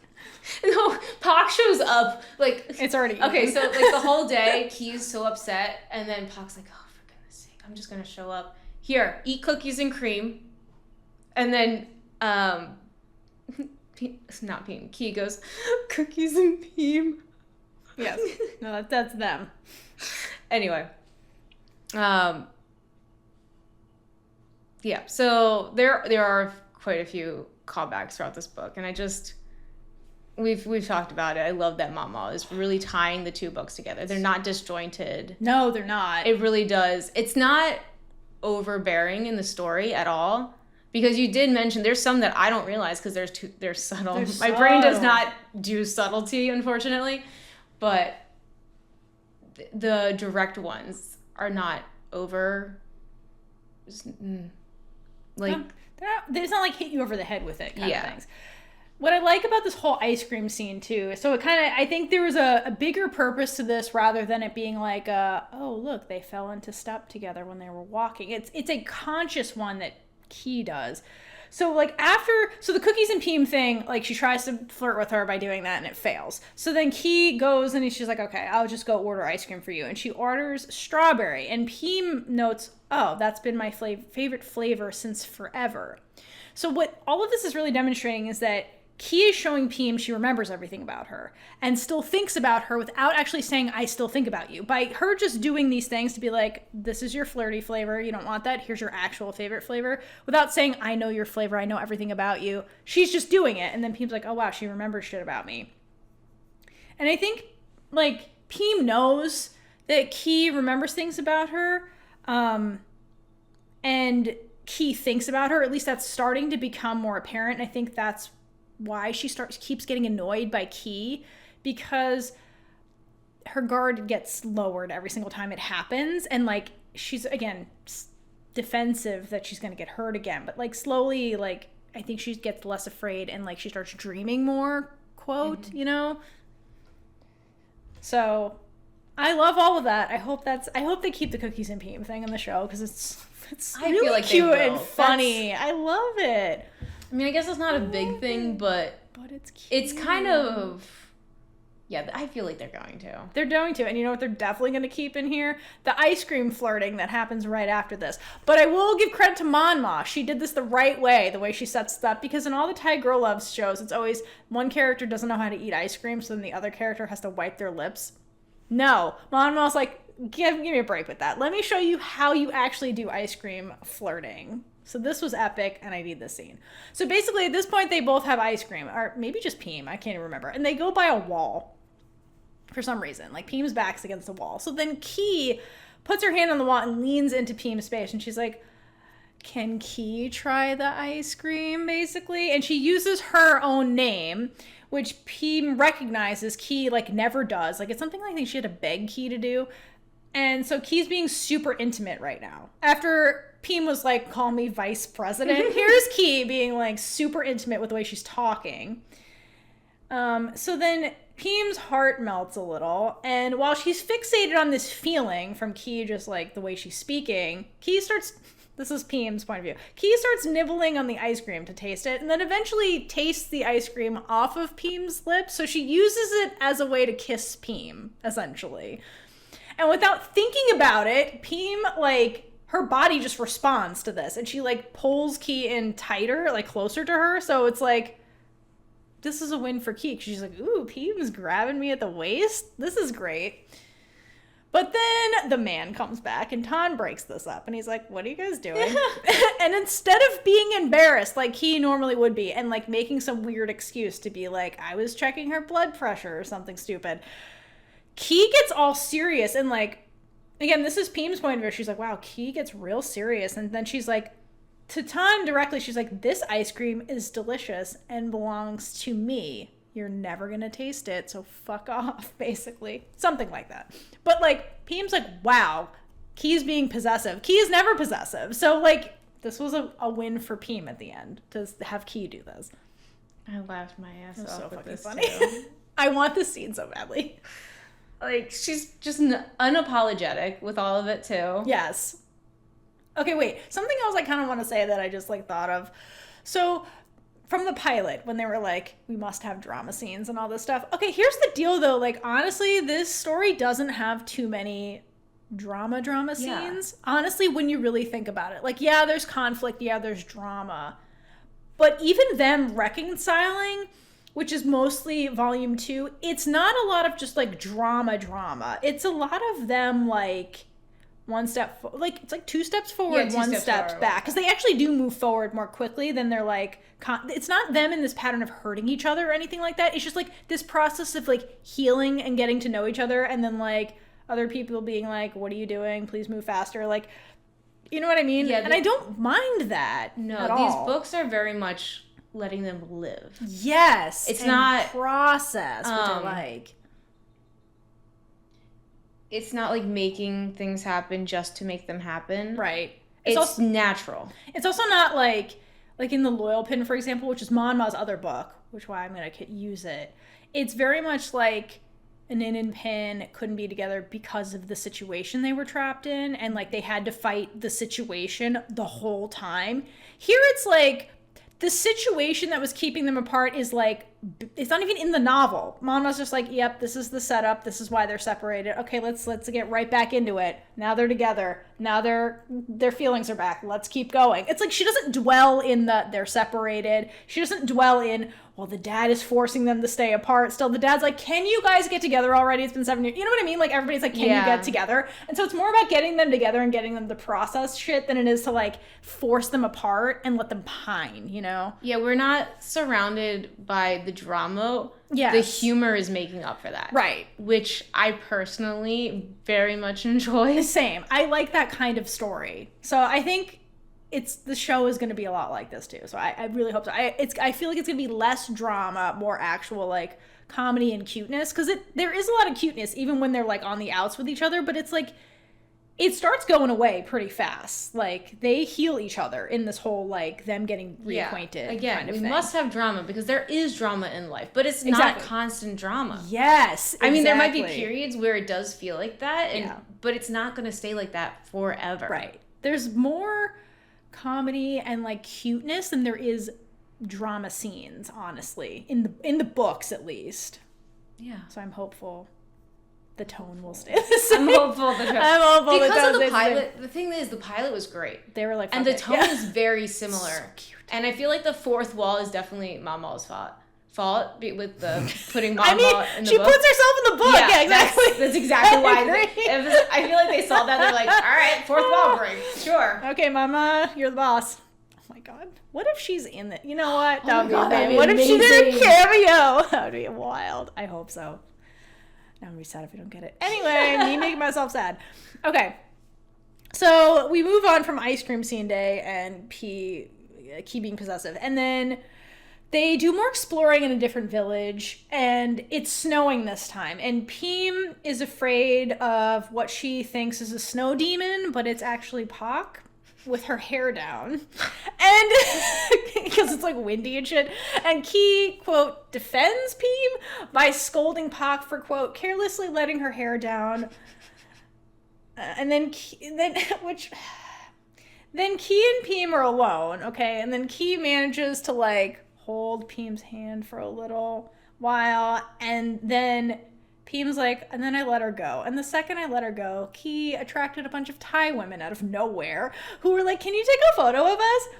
And one of them starts flirting with Kie, because like everyone in Thailand apparently flirts with Kie, and Japan. And so then Pheem gets jealous and decides to start a snowball fight. So Kie is trying to take a photo of these girls, and Pheem hits her in the head with a snowball, which then scares the women away. And eventually they start playing around. It turns really cute, and they start playing in the snow, basically. And then we get the classic Kie falls to the ground and Pheem lands on top of her, and they eventually start making out, because by the laws of Thai girl love dramas, like, you have to do this apparently, or it's not a girl love drama. Like, somebody has to fall on the other one, and then kissing has to happen, or a bunch of gay staring. Or like, it's like almost kiss. Yes. Will they, won't they do. Yeah. So Kie is the one who starts the kissing, and then later admits to herself, what I think is important is that in this moment, she felt like she was tapping into all the courage she's never used in her life in her efforts to win Pheem back. And I think that was important from this scene, not only the kissing part, but like that realization, because again, this is another instance of Kie growing and becoming a better person because of Pheem, because when she was younger, she's like, I'd rather run away than be courageous. So this is Kie being courageous. And she's like, wow, I've never done this before in my life. And like, that's a big thing, you know? Okay, so then I love this because then eventually Pock, I think, trips over them or some shit. And and then she's like, what are you guys doing? And Kie's like, we're making snow angels, obviously. Like in the ground. I want that too. I don't know how they'd be filming that. I have don't no know idea. if there was any snow where they were filming. I They mean, probably do snow machines. I think there was some in the pilot. They had some scenes where there was snow falling. Okay. But we'll see. Who knows? Kie, every time Pock calls him out for being horny, Kie's always like, we're innocent, Pock. What are you talking about? We're making snow angels. Like, she always has some excuse to save Pheem's honor or whatever. It's ridiculous. Okay, so then other important thing about this is by the end of this particular day, Tan talks to Kie, like, one-on-one. Oh, no, he doesn't. I'm sorry. He talks to Pheem one-on-one. And basically, at the end of this conversation, he's like, listen, girl, you're still in love with Kie. Because he puts together that it's Kie. Kie is the one with the gear necklace. And he's like, yeah, you're still in love with her. Like, let's be honest. And honestly, I thought that was really... To me, this was when I was like, okay, I kind of like him as a character because he's been pining after Pheem for a really long time. So for him to say out loud you're in love with somebody else, like, you should come to that realization because you seem happy and all this stuff, I thought that was huge. Because it would be so easily to paint him as the kind of character that goes into a blind rage because he can't have the person he's been pining after. Pun. Yeah, like Pun, or like every Kua, like every other man who shows up in Thai girl love dramas. Or he could have been on this trip with these women he didn't want to be on this trip with and like sabotage all of this, you know what I mean? But he doesn't do that. So I found it really refreshing to have this male, quote, like love interest character be really emotionally mature about the situation and be like, okay, you're not in love with me, you're not into me, you're into her, she's the one that broke your heart, and now you seem happy, like you should be happy. I thought that was huge, and I really liked that Monmaw wrote a character like that into the show. Yeah, honestly, I'm fine with him. Yeah, he's I like great. him. I thought he was a very emotionally mature character. Like, I liked him. Yes, more emotionally mature characters. Yeah. I mean, obviously, it's... No, because there is a drama even with emotionally mature. You can be mature and still have drama. Or just be different drama. Yeah. Than just blindly going into a rage and being... And, like... sabotaging shit, you know? Yeah, people think before you act. Take responsibility. Like yeah, just take responsibility. That's the biggest thing. Yeah. But here, like, we get the call back to the gear necklace. And Tan... It doesn't matter. Brings up the gear necklace and reveals that Pheem gets upset every time she sees it, but she won't let anybody hide it from her. And so now, like, we know that Pheem did not forget about Kie at all. Of course she wouldn't. No. But she felt the pain, but she didn't allow herself to move on from that. No. Because, like, she could have hidden the gear necklace. She could have tried to move on and built those walls thicker so there was no possibility of it ever coming down. But she did. She's kind of holding on to that hope of Kie being in her life because she's not forgetting about her completely. Yeah, I mean, we find out at, like, the very, very end that, like, Pheem has been, like, social media stalking Kie. Yeah. And Kie's like, oh my god, Miss Piggy, how did I not know that was... Yes! I'm like, Kie, you idiot! Like, oh my you god. fucking idiot! Like, that was the handle that Pheem used. Like, seriously, someone who's liking every post, and she, like, clocked the username, too. Right! So how did you not figure that out? Idiot. I love Kie. Or, like, have She's the the thought best. cross your mind, because I don't think it even crossed her mind it could be Pheem. No, I don't think it did. I think she was so devastated. She's like, Pheem hates me so much.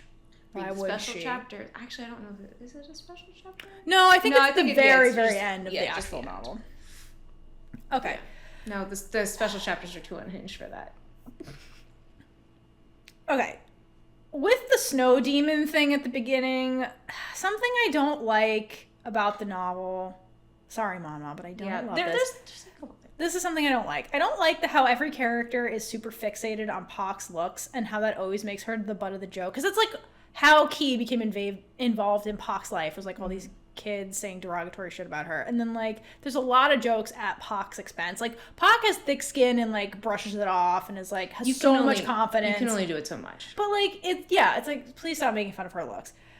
So I just wanted to get that out there. But with that, I thought this inner monologue with Kie was very funny because the subject of Pock's makeup keeps coming up over and over again. That was really random. It's super random. And I love this. Because here's Kie's inner monologue. She says, come to think of it, Pock's makeup was like an abstract art. At first glance, questions pop up into your mind. Where's the beauty in this? What for? What does it mean? He's such an asshole. But like, people are constantly talking about Pock's makeup, and I'm like, leave her alone. Especially in the beginning of the first half of the book.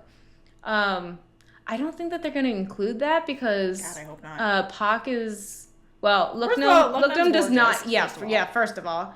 And it doesn't seem like from photos or like the one photo we got, there was any sort of makeup type I think stuff that's just a going way on. to be like, Pock doesn't know how to put on makeup. And then Pock, at this point, we forgot to say what Pock does as a job. Pock is in like the entertainment industry, and so like they hint through some of these dialogue that like Pock gets better at makeup because now she's in like the industry. Mm-hmm. So it's like a way of Pock growing up. And I'm like, can we stop making jokes about the way Pock looks all the time? Yeah, and it's not like just the makeup; it's like literally her weight. Yeah, it's everything. Just her looks, like she's not the typical look. Yeah, she's. And there's even a scene with like all the men at the end.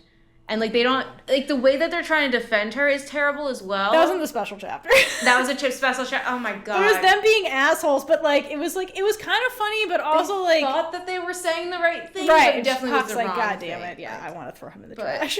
But he's defending me while insulting me at the same time, basically. It's like, was, like, so... Yeah. Anyway. Again, it's going for humorous, but I just, like, it's, like, every character does it towards Pock, to where that felt, like, a lot. Like, having jokes, like, about her makeup every once in a while is fine, but I feel like every character makes fun of Pock's looks. Every joke about her is a look. A lot of them. And every character does it. It's not just, like, Kie doing it, because, like, yeah, because, like, that would have been fine, because they do mess with each other like that. Exactly. But it's just not okay when the other characters do it. Yeah, I agree. Okay. And then we get a scene I never could have predicted in a million years, which is that Pock already named her future child. So the setup for this scene is that Kie and Pock are talking about Pock's love life, or lack thereof. Because again, a lot of the novels focused on Kie's love life, and they're like, what about you, Pock? You're a horny bitch. Who are you with? It's true. And it is. And with that, we learn from Kie that, quote, Pock already gave her child a name.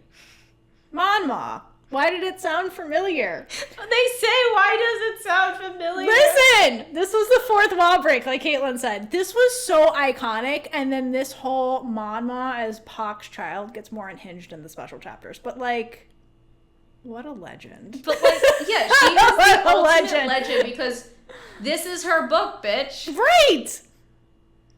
Oh my God, Monmaw. Like, just as soon as I read that, I was like, what the hell? My first thought was like, I knew it. Pock's your favorite character. Like, I fucking knew it. Because, like, if Monmaw's favorite character was Kie or Pheem, she would have been their child, or one of the piggies or some shit like that. But no, she chose to make herself Pock's child. Yeah. That's her favorite character. The last special chapter seals that Pock's her favorite character. I agree, yeah. I was just like, I knew it. Because she tends to write the same sidekick. Like, Prick is very much like Pock, but Pock is like... You know, she wrote these books after The Loyal Pin, so I think this was, like, the more refined version of that character that she really loves, you know? I think she likes this type of character, or is this type of person, or wants this best friend. So I'm not sure. We do, too. Listen, I love Pock and Prick are amazing.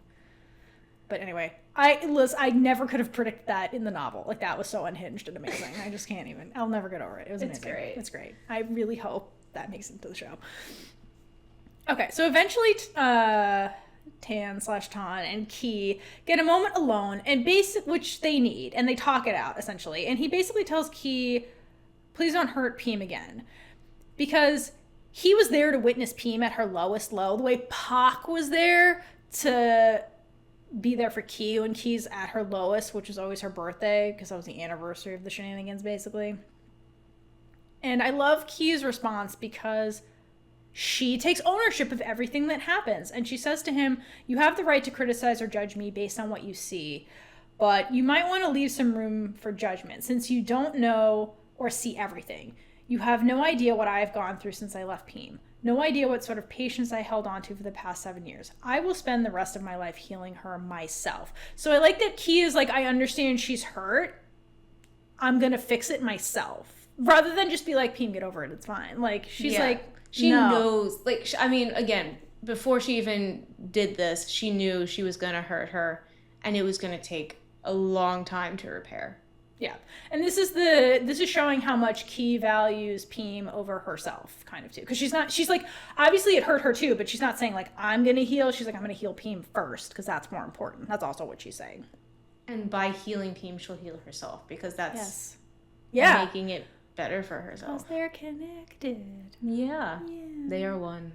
They're one. Okay, then we get in a ridiculous scene, Okay. Oh which my God. may or may not be in the show, but this was so funny. Okay, so then Pock has the brilliant idea of taking everybody to a bathhouse. And apparently the bathhouses in Japan are either, like, single-gendered or, like, multi-gendered. So, like, you can all be together or you can, like, be with your own gender because, like, nakedness. So Pock's like, I'm going in the mixed bathhouse so I can objectify more men. So good for you, Pock. So Pock does that. And then Kie is like, I guess I'll go into the women's bathhouse where Pheem already is. So Pheem's, like, already in the bath. And then Kie follows into the room. And, like, hilarity ensues because apparently they're almost alone except for, like, two elderly Japanese women. So, like, I really hope this is in here because this is gonna be a funny setup. Okay, and then we get this another amazing parallel. So, like, basically Pheem's, like, she's either in the water or sitting next to it in a towel, and, like, Kie walks in there and she's like, this towel doesn't fit me. So she puts it on her head and, like, walks in there butt ass naked, and then she's like gonna go get in the water. But there's elderly women or something. And then, like, we get this awesome parallel where I love where she's like, I saw everything for the briefest moment, and then everything went dark. I love when you read it out loud. Pheem's small hands are pressing down on my eyes. Don't look. Her voice, cold and almost commanding, made my heart skip a beat. It felt like she was holding me from behind now. Both of us naked. And I love how Kie's horny thoughts predominate this, not the threat that Pheem is whispering into her ear. She's like, ooh, she's naked. Like, Kie is such a mess. I love her so much. But yeah, I love the parallel to when they were earlier. He's like, darkness. Pheem's darkness. Darkness. And it was at the beach too, so it was always like bodies of water and Pheem not wanting her to look at other women. Oh my god, this was so funny. So they're like naked in this pool, and then Kie, the loser, twat blocks herself because she has a nosebleed. So then Pheem has to like rush her out of there. And excuse me. And Kie's like, do I have cancer? Like, what is happening? Like, Pheem takes Kie to her room to take care of her. And this was an important moment because this was Kie seeing and getting confirmation from Pheem that Pheem does care about her because she did all this stuff. And she's like, all right, do you care about me? And Pheem's like, yes, I'm absolutely worried. You're fucking bleeding in a pool. What do you mean? And that's when Kie's like, oh my god, my old Pheem is still here. And she basically kisses Pheem because she can't hold her emotions back anymore, and she kisses Pheem almost everywhere. This, by the way, this chapter is called The Fall of the Berlin Wall, so this is when all the emotional stuff goes away, like all the emotional walls fall. Great title, blah blah. Okay, so Pheem is so with the Berlin Wall down, Pheem starts calling Kie Tirak, and like that's when all hell breaks loose because Kie gets pet named, and then Pheem internally has this moment that's important for us to know where she's like, yeah, Kie's who I want. She's mine. I admit it. I want this weirdo. But then she goes down this line of thought where she's like, but am I Kie's? Like, who's she been with? And then like, we never cleared that up. So with this, Pheem's like, stop. She stops Kie from whatever she was doing. And she's like, we need to talk about the past. And I thought this was good because it would be very easy to just be like, fuck it, whatever, let's have fun. But that's not what the story is about. So I like that Pheem's like, no, I need to hear things from you. So Kie tells Pheem flat out she was never with Sai. That was never a thing. Then Pheem's like, well, then if you were never with her, which was your excuse for ditching me on your birthday, then why the hell did you never contact me and tell me that? Why did it take 7 years and us being in this position for you to tell me this? And Kie has no answer for this because, again, part of the deal with the dad is she can't tell her the real reason. So then Pheem's like, God, you're such a liar. And she basically, like, throws her out of the room. She's like, and I feel like for Pheem, she must be like, wow, I can't keep letting my guard down around you because you're going to break my heart again. And, like, I feel like for Pheem, she's like, we're trapped in this cycle of you hurting me, and no. And so she kicks Kie out of the room. Poor Kie is just like, I want to tell her so bad. I know, she does. She starts to, she's like, and, like, can't finish it. Because she's so loyal. Like, she does not break her promises. Well, that, and she's like, part of the deal was like, if she ever broke her promise, then she's worried that Pheem's dad is going to go back on his promises and start controlling her again. She's like, Pheem's happiness is more important than like me telling you the truth. Risk this promise. Yeah, no, this never. Deal falling through. Never. Because that's her risking Pheem's lifetime of happiness. Right. She would never do that. No, so she will hurt herself. She will destroy herself. Like, yes. For Pheem. Mm-hmm. Speaking of destroying yourselves. No. You said stop earlier, and I was like, that's a great transition, but we kept going. But anyway, we do have to stop here to give some shout outs to our Chaos Crew members over on Patreon. We'll see if this works. I don't know that it will. Our Chaos Crew members on the Big Gay Ride or Die tier and above are Dana W, Moving Forward Leading, Amix Monzone _multi, Natalia, Danny, Cassie M, Michelle G, Word You Bitchin. I just said Word You Bitchin. Word You Bitchin. Yep, that's it. Here for it, Jill L, Regina B, Jasmine O, and Nancy D. Woo-hoo. And our featured Big Gay supporter members for this episode are Memo Save, Marta A, and Cher. Woo! Thank you all. Hope you're enjoying this content. Yeah, seriously, we really appreciate your support and seeing all of your comments, and we see you watching on Patreon, but also everybody just watching and listening wherever you get your podcast. You're listening right now, and that's amazing. Let us know your favorite part of Somewhere Somehow, because there's so many great ones. I mean, obviously these episodes are so freaking long. Not that that's unusual for us, but anyway, so even if you're not able to join Patreon, we totally understand. That's just not doable for some people. But you can go join our Discord, and that's completely free, and you can connect with us and talk about Somewhere Somehow and all Thai girl love, all queer media, any media really, but let's be real, we all love queer media. That's why we're here, right? So just go talk about anything and everything with everybody on our Discord, and you can connect with us, and we can get to know each other better. Woo! We've gotten to know some of you a lot better, and it's been really great. So we want more. Come to us. Come be our friends. Yeah. So let's get back to Somewhere Somehow, Volume 2. Woo! All right. So Pock, the next day, asked Pheem if they can talk alone for a minute. And this is happening in the middle of Tan and Kie while they're in the middle of a drinking contest to see who gets to sit next to Pheem on the train the next day. So those two are battling it out. Pock's like, can we talk, Pheem? Yes. She's like, what better time to do this? Two idiots. Like, those two are preoccupied, so let's do this. And Pheem is hilarious because the inner monologue lets us, the readers, know that they've never talked alone ever since they had known each other. Oh my God. So like, what's going on? Pock wants to talk to me alone? What? That's never happened before. And I really love that Pock does this, because this is when she kind of stands up for Kie by telling Pheem that Kie is also hurt. Yes. And Pheem defends herself by saying, like, she's had to live with this pain for the past 7 years.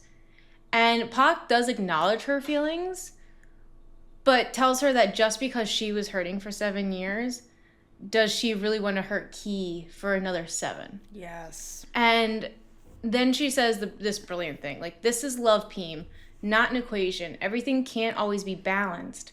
Life's too short to waste on sorrow when you still love each other so much. Even as an outsider, I can tell. First, okay, I love this because it's true.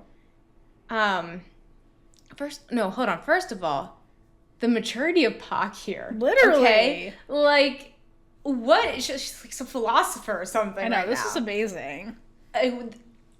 It's showing that, first of all, Pock is hilarious, chaotic, yeah. Yeah. But she's so smart. She's insightful. Yeah, I just love her. But this is true, and they're never going to be able to get past things if they are just in a battle of, well, you made me feel this, so I'm going to make you feel the same thing. So, like, no relationship can withstand that, because it's just the back and forth of hurting each other, and that's what we were talking about earlier with just causing drama For drama's sake. Yeah, for drama's sake, and not growing. Right. And healing. But the statement, when she says, even as an outsider, I can tell, it's showing that although Pock calls herself the first wife, she knows her place and realizes that Kie and Pheem's relationship is separate. Yes. And it's just also beautiful that they can have a different bond. Like, each individual has, like, such a different bond. Yes. But they are still so close as a group. I know. It's just so sweet. I love it all so much. Yes. No, I love that statement. This whole thing from Pock was really, really good. So that first part is really excellent. And then the second part, she keeps going where she says, Pheem, if your love means enduring the pain alone just to be with the one you love, then Kie's love must be about letting the one she loves go free. You might not understand what I'm saying now, Pheem, but one day you will. And I love this insight as well, because that's the crux of Kie and Pheem's dynamic. They are complements, and so their love is expressed in an opposite but complementary way, because they both sacrificed for each other during those 7 years to keep their love alive. So as we'll see later, it comes to light that Pheem was basically Instagram stalking Kie the whole time, and so she never gave up hope, but in her form of sacrifice was basically like being alone with her feelings, essentially. And then Kie gave up Pheem so Pheem could be happy, and then was like wallowing in her pain, but she had Pock. So she wasn't alone in her grief. She could express it more freely, but like she couldn't go after the things. Like staying away was her punishment. So I really love that, like the way their sacrifices are being depicted, and they're a balanced relationship, whether they're together or not. Like they just balance each other, and I really love that about the two of them. And Pock is like, I can see it, you know. And she's like, Pheem, you may not be able to see it, but Pock sees all. I've been with Kie long enough to understand this. All right, so then later that night, okay, so right, so Tan or whatever, is in a drinking contest with Kie. So Kie gets wasted, and then Pheem takes care of Kie because Pock insists. She's like, I have food poisoning, and then they're like, you have a cough, Pock? She's like, whatever, good night. So Pheem ends up taking care of Kie, and Pheem discovers that Kie is wearing the gear necklace that she gave her on the cursed birthday where everything went to hell, basically. And again, like the ultimate irony is that before she met Pheem, Kie hated her birthday. And then she started to like them when she was dating Pheem. And then all of this went to hell on her actual birthday. So the end of the book ends on Kie's birthday with happiness. So like, I like that keeps coming up in like this like roller coastery way with poor freaking Kie. I just had to point that out because I had that thought as I was reading this. Talk about a birthday roller coaster. Well, seriously. So, okay, so Kie ends up staying the night in Pheem's room, and then Pheem's like more affectionate towards Kie, and she's like, well, you have to shower because you're already in this room. And Kie's like, but I can go back to my room. My clothes are in there. And then Pheem's like, no, they're not. Your clothes are here because Pock delivered them this morning. And I love Kie's thoughts where she's like, I should stop underestimating Pock because even though her plan was clumsy and blunt, it still worked. With the cough, I have food poisoning. It's Pock. Listen. Finds a way. She does. Pock is Pock. That's the only description you need. Pock is Pock. It's just beautiful, the lengths that Pock goes through to be there for Kie, her best friend, is just really beautiful. And just the credit to Monmaw for really highlighting that. And Pock's devotion to their friendship is not lost on Kie. Like, Kie will come full circle with this later for Pock at the very end. But I love that their friendship, very strong friendship, is constantly reinforced. So that morning, Pheem is being bold, and she steals a kiss from Kie. And so the universe is finally healing, guys. We're moving forward, and it's really, really good. Things are going great. And then we get to the train scene. So in the drinking contest, Kie lost. So Tan was like, yay, I get to sit next to Pheem because that was the bet. But then Pheem gets up and is like, can I sit next to you, Kie, of her own free will? So Kie wins, even though she lost the drinking contest. And it's really cute. So, like, Pheem is very affectionate, and they, like, cuddle on the the train ride. And it's all going great until they get to their final destination. And who is there? mountainous breasts woman is there. So Kie freaks the fuck out. And she's like, Pock, you're going to help me fend this woman off, right? And Pock's like, nope, but I will find a way to ship your body back to Thailand. Pock is so real. I love her. It's so funny. But despite that, Pock does try to play interference, and she's like, hey, let me teach you Thai. And she like gives her a derogatory nickname, and then later Pheem catches Yumi or whatever. Yumi. That's her name now. Sure. She's talking to Kie, and then Pheem's like, I'll interfere. And Kie's like, she sits in between us on my lap. So she's like being super possessive of her Kie, and then she's like, let me teach you Thai. And she basically insults her in this horrible way. And that's the first and only Thai word she teaches her. And honestly, Idol Factory should do these scenes because they're hilarious, and who doesn't love jealousy? And they're just ridiculous. And if they're gonna get this actor, they might as well have all the scenes with her because they'll be funny. Yeah. Get your money's worth. So by the end of this trip, the other remarkable thing that I love is that Tan lets go of Pheem. Like, throughout this whole misadventure he was dragged in on, he witnesses how Pheem is healing because of Kie, and she comes back to life and she's happy and all of these things. And so he does get Kie aside again, and he tells her, he's like, you worked a miracle, huh? I thought you were just bragging at first that like you could heal Pheem. And it seems like she's actually getting better. I guess I really have to let her go. So I love that he comes to that realization by like witnessing the transformation of his friend. So it does, again, show that he actually cares about her as a person, not as a possession. So this made me respect him. Right. Again, his character is really great. Like his character of self, not like the fictional character.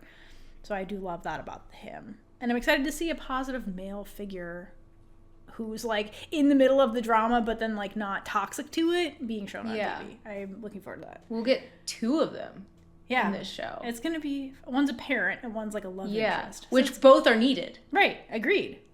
So I love that this conversation keeps going. He's like, don't worry, buddy. One day you're going to find the person for you. And he's like, well, actually, does Pock have a boyfriend? And I love this because honestly, if you really think about this whole trip, because most of it centers around Kie and Pheem, but most of it is Pock distracting him while those two get to work their shit out. So really, he came here to spend all his time with Pheem and ends up spending all of his time with Pock. And she like bosses him around most of the time. And so like I love that he like actually got to know Pock because they actually spent a lot of time together. It's not just like, oh, she's cute kind of thing. He like got to know her personality the hard way, and he's like, I kind of like her. Like, you know what I mean? Yeah, there's one scene where like she's telling him to take photos and he's actually into it. Like, because he's a photographer. He's like, yeah, let's do it. Yeah, it's cute. Oh, yeah, it's so cute. But his explanation for asking this is even cuter. I know. Because he says, I think she's somewhat cute and warm, you know? When I'm with her, it feels like she can protect me. She can. Yes, she can. She will cut a bitch for you. She will. But it's nice to see someone outside of the trio appreciating Pock for who she is. Agreed. Because no one does. He's an outsider. Exactly. Yeah, she's always the butt of the joke. And so he's like, I love her. But also, it's nice to hear the line, it feels like she can protect me, because it means that he's secure enough to know that she would be the protector. Yes. He doesn't have to be this big macho man. He's okay with letting a woman be assertive. Yeah, and take care of him. Yeah. So this whole situation is exactly what Pock needs. Yes. And I love this character. This whole scene is what made me fall in love with this character and really respect it. Agreed. It's so cute. But then, okay, so his explanation is really cute, and then Kie's reaction is adorable. In her inner monologue, after he says this about Pock, she's like, fireworks went off in my head. Because she's like, my friend's about to get a handsome boyfriend. Like, so I appreciate this whole plot line because it shows how Kie is just as supportive of Pock as, like, Pock has been supportive of her. And, like, granted, the story is mostly Kie's point of view. It's also Pheem. But I like that we get to see, like, the reverse of, like, Pock getting a significant other. And then, like, how that, like, will change their friendship dynamic. And we'll get into that a little bit more after Kie's initial, like, wow, yay, Pock's getting a hot boyfriend. Mm-hmm. Not just some guy, like, who's whatever. She's like, he's an attractive man, like, who seems to like who she is. Like, that's awesome.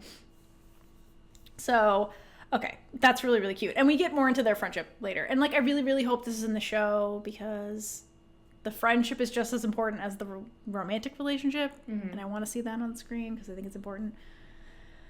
Okay, but anyway, so we're mostly here to reunite Kie and Pheem, and that's why Pock's here. She starts getting impatient because they're taking forever. So she starts fiddling. They're at some place, I forget where they are, and she, like, fiddles with the circuit breaker until all the power goes off and wherever they're staying. And then Pheem starts screaming because I guess she's afraid of the dark. And she's like, all right, Kie, go take care of your wife or your second wife or whatever. And so Kie busts in the room and she goes to take care of Pheem, and at some point Pheem's like, afraid again, so she's like, please don't leave me, like, I'm afraid of the dark, don't leave me. Kie's inner monologue is so fucking funny. She's like, I wouldn't have left even if she threw holy water at me. What a fucking line. It's such a great, I mean, again, there's so many great lines. There's so many good lines. Holy water. Like, how the hell do you think of this shit? I know. Kie is so fucking funny. Speaking of how can Monmaw think of this shit? Oh my god, okay, this is ridiculous. So they have trouble sleeping that night. And Pheem asks Kie to sing her a song. And so Kie proceeds to sing the most ridiculous made-up songs. And my favorite is this one. The itsy bitsy spider climbed up the water spout. Down came the boob, the saggy titty was out. Which is followed by a whack from Pheem because it should be. What the hell was that? What the hell was that? And after another try, Pheem, it's like the worst. It's like innuendo until it gets to, like, literally, you just can't ignore it anymore. It's just sexy songs is all she sings. And, like, Pheem's like, swear to me that's a lullaby, Kie. And Kie's like, you didn't clarify what age you wanted the lullaby to be for. Like, it could be for a 17, 18-year-old. And Pheem goes, why, Kie? Have you ever had to lull an 18-year-old to sleep before? I'm over here just thinking, she's currently trying to lull a 20-something-year-old to bed right now. This was so fucking funny. But this was Pheem being like, who else have you slept with, Kie? That's basically what this is. Because, like, what an idiot reflex this song was. These songs were. They're so funny. Okay, anyway. So that's how this starts. And then basically they actually get into a real conversation where Kie tells Pheem, because, like, yeah, Pheem is basically like, who have you fucked, basically. And then Kie gets into the truth of it, where she's like, nobody. And she's basically like, there's literally nobody else in this life I can love except you. And that's also how Pheem feels, which we know. But I think Pheem really needed to hear that from Kie. And also what she needed to hear is Kie apologizing. So Kie apologizes for hurting Pheem. And she tells her, look, it wasn't one-sided. Like, I was in a lot of pain, too. And because Kie is so sincere when she says all of this, Pheem, like, believes her when she says it. Because Kie has said this kind of a variation of this multiple times, and Pheem is just, like, angry and just like, get out, right? And that's what she's been doing. But here she can tell that Kie is being really honest, and it overwhelms Pheem so much emotionally that she starts crying, just like as her emotions well up, you know? So Kie starts wiping her tears away and says, don't cry, my brave one. And I love, love, love that Kie calls Pheem brave, because Pheem is brave, and I don't know if Pheem would think about herself as being a brave person, but Kie, as like an outsider in Pheem's life now, and somebody that knew her in the past, can still see how brave of a person she is. Because really, if you were to compare the two of them back in Volume 1, like, Pheem was the braver of the two of them. She's the one that would go after what she wanted without fear. She was the one, even though she was terrified of her dad. Because remember the first time Kie meets Pheem's dad, Pheem was shaking, and she's like, Pheem looks scared. Pheem made all these deals with her dad because she wanted Kie, right? So she went up against this tyrant that's scary and still fought, right? So that takes a lot of bravery and courage to do that. And being brave is not something Kie's naturally good at. She makes jokes and runs away. So I do wonder if that's a quality in Pheem that Kie admired when they were younger. Like, it never came up in the book, but I do wonder if that's something that Kie was kind of into, like the way Pheem was like, ooh, look at Kie concentrating on something. You know what I mean? Yeah. And so I love that she says that line, honestly. And then Kie again reinforces and promises specifically, I won't let you go again. And that really resolves the breakup drama.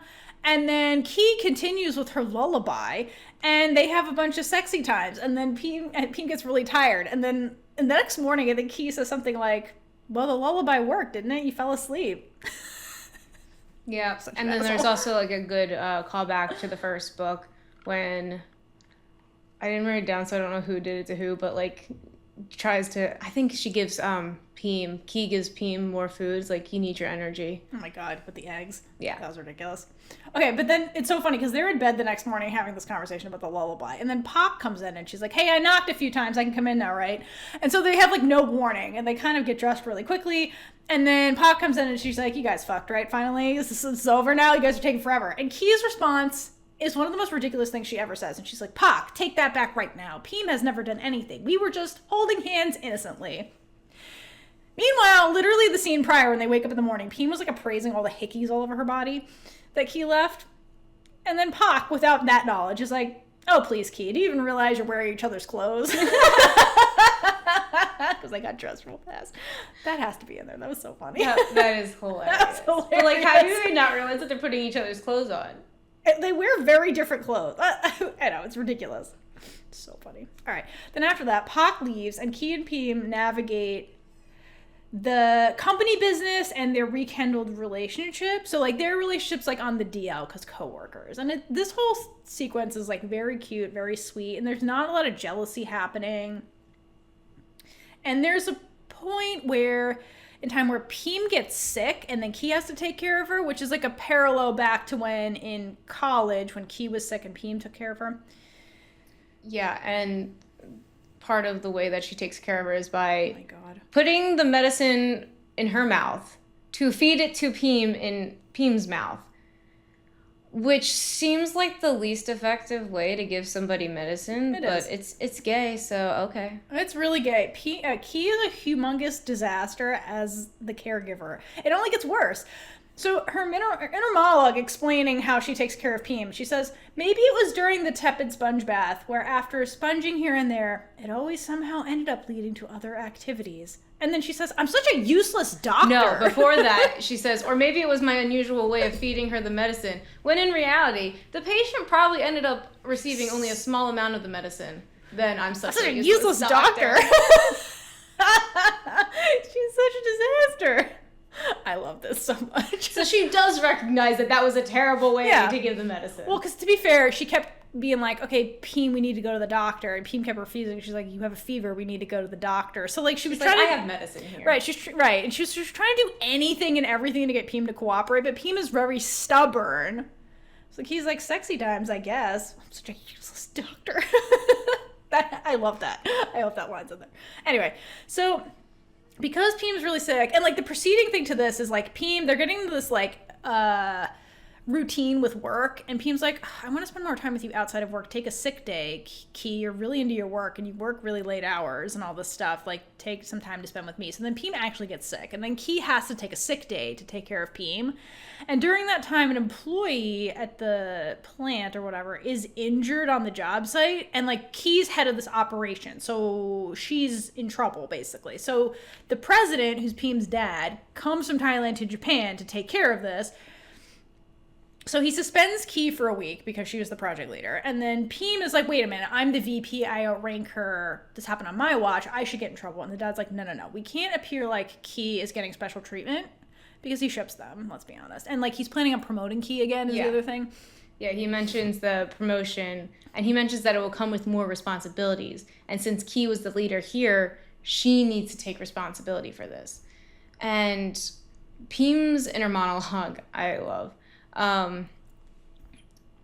Is she says, "Vaguely, I recalled hearing this before. It occurred to me that Kiran's mentality must have been influenced by him. No wonder father used the word expectations when talking about Kiran. She was a reflection of the president in his youth, almost like a second version of him. Even I, or Pipre, his biological daughters, could hardly compare." So this, I feel like, shows that Pheem's father truly only cared about what is best for Pheem. Like, it really didn't matter that Kie was a woman. No. He just hadn't thought about a woman being with his daughter before. Right. Like, it's, again, you're born with heteronormative. You're socialized into heteronormativity. Yes, not born with it. Sorry, I apologize. Society tells you that. So a man was set in his head for his daughter. And Kie quickly proved herself. And something I love is that she proved herself while being herself. Yes. She didn't have to change to fit what Pheem's father expected. And I think he sees this, which impresses him even more. Yeah. Yeah, that's a really good point. Because I was reading the first book and I'm like, I feel like he's testing Kie with this deal thing. And he was, in a way. We'll come to find out that, like, he was spying on Kie the whole time to be like, is she a woman of her word? And then also spying on the other suitor to be like, who is actually better for my daughter? And, like, Kie proved herself to him time and time again that she's the better person. Okay, so, like, just really quickly, not that he should really have this say or, like, that she had to prove herself, but, like, if we're gonna do it, at least this is the way to go. Let's do it. Yeah, exactly. Let's go in.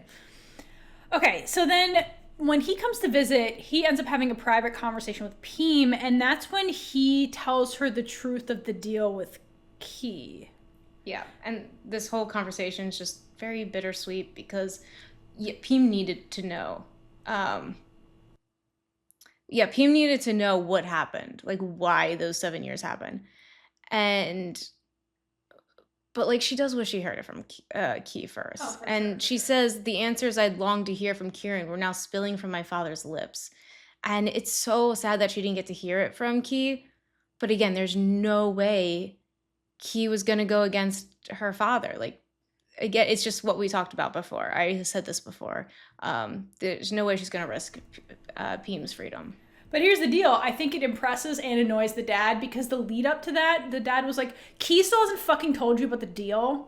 Like, he expected her to come tell Pheem. He's like, I thought when I put you two bitches together in Japan, Kie was just going to tell you everything. But she didn't. She stuck to the deal. And remember, she's like, we're going to sign copies. It's going to be legal and shit. She stuck to that deal. I'm surprised that contract never showed up. Me too. The contract never showed up. I completely forgot about that. All the letters Pheem wrote and never sent also never came up. But I thought those were going to come back. The pictures come back, not I think the she letters. brought up the letters once. But, like, I thought Kie would get it. Yeah. And get to read it. But anyway, yeah, I'm surprised this actual contract never came up. But yeah, the dad was like, oh my God, Kie, for fuck's sake. That's why he ends up telling her, because he's like, I thought Kie was going to do it, but here, I'll just do it. Technically, that was the deal. So I was reading that, I was like, what do you expect? You told her not to. Right, exactly. He's like, I guess, like, he's like, well, for me, I would be so excited, I'd tell her. But Kie stuck to the letter of that contract. She's a woman of her word. Which I feel like, again, impressed him and then annoyed him, because he was like, oh my God, Pheem. Get your woman. Okay, and then he basically explains to her, his daughter, that he did this out of love. And like I said earlier, Pheem was so, and still is, a very stubborn person. And he's like, you wouldn't listen to anybody.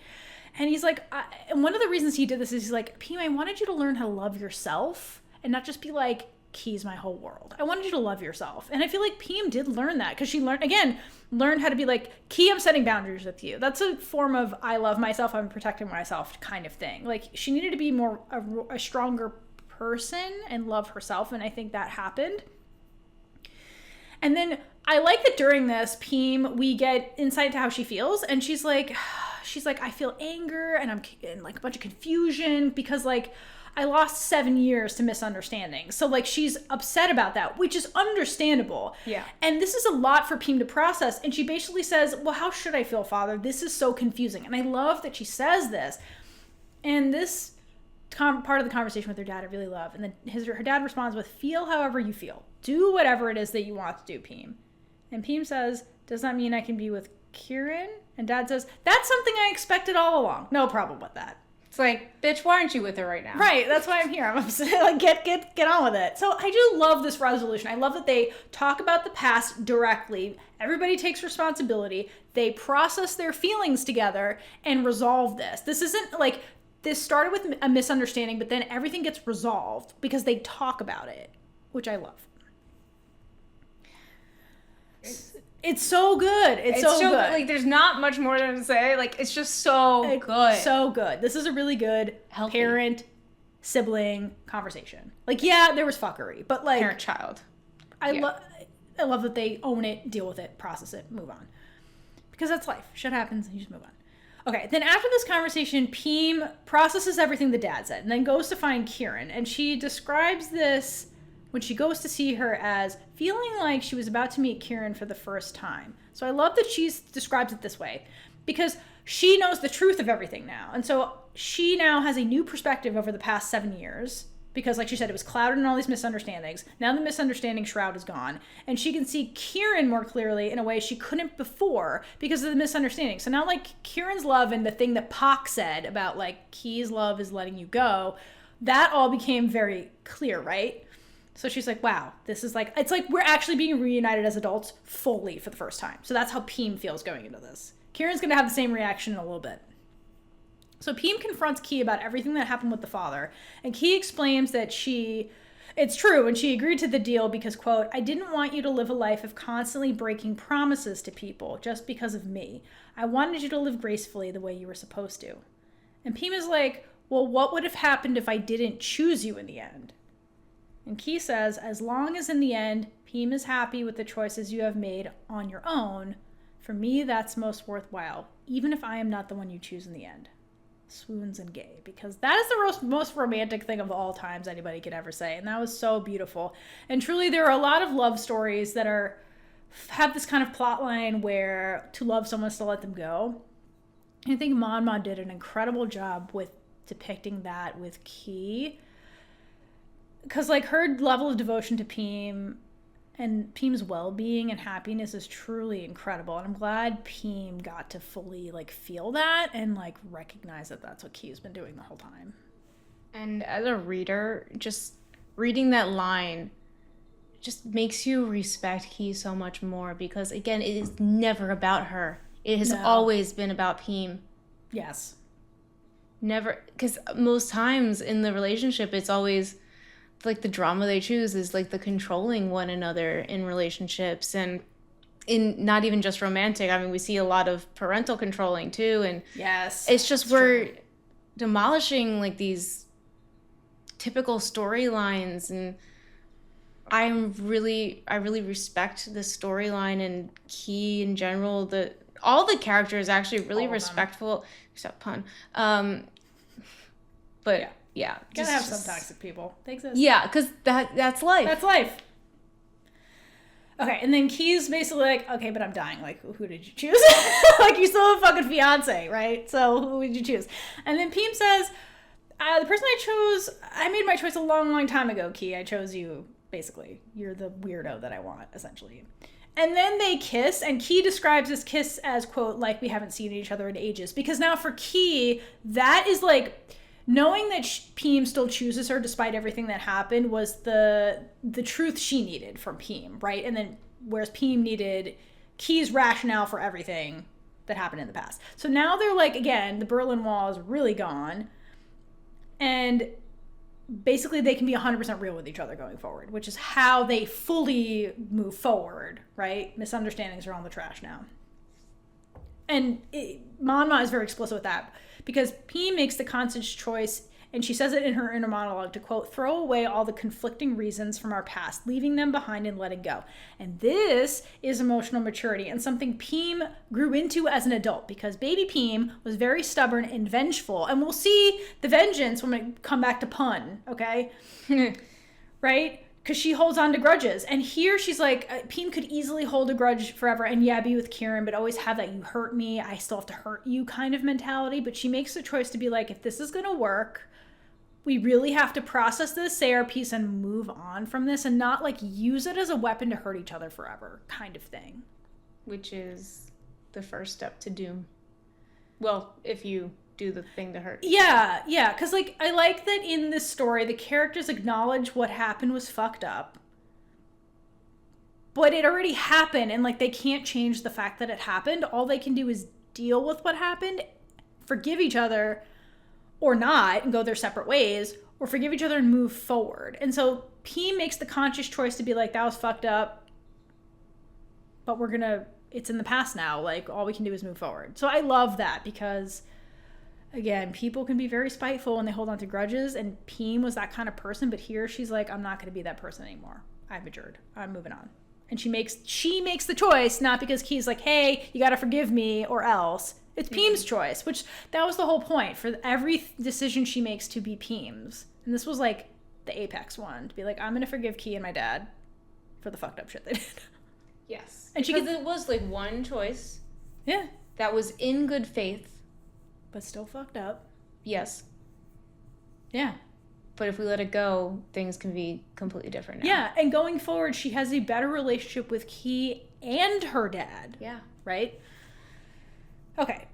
So then after this is a ridiculous scene where Kie decides to name Pheem's boobs. And she names them Jelly and Pudding, which Pheem hates because she keeps being like, you can't do that, Kie. And in her brain, she's like, Kie keeps attempting to name my boobs without my consent. I really hope that part's in the show as well. It's so funny. But when I was reading this, before they had this conversation in the book, Kie was in the bath and she comes out with a rubber duck and she throws it behind her. So I don't know how I still thought this, but so I thought she might have had like a couple ducks with her. And I thought she was saying that Pudding and Jelly were the name of the ducks. She was just like introducing them to Pheem. But like I almost bursted out laughing on the plane here, by the way, when I found out it was Pheem's boobs.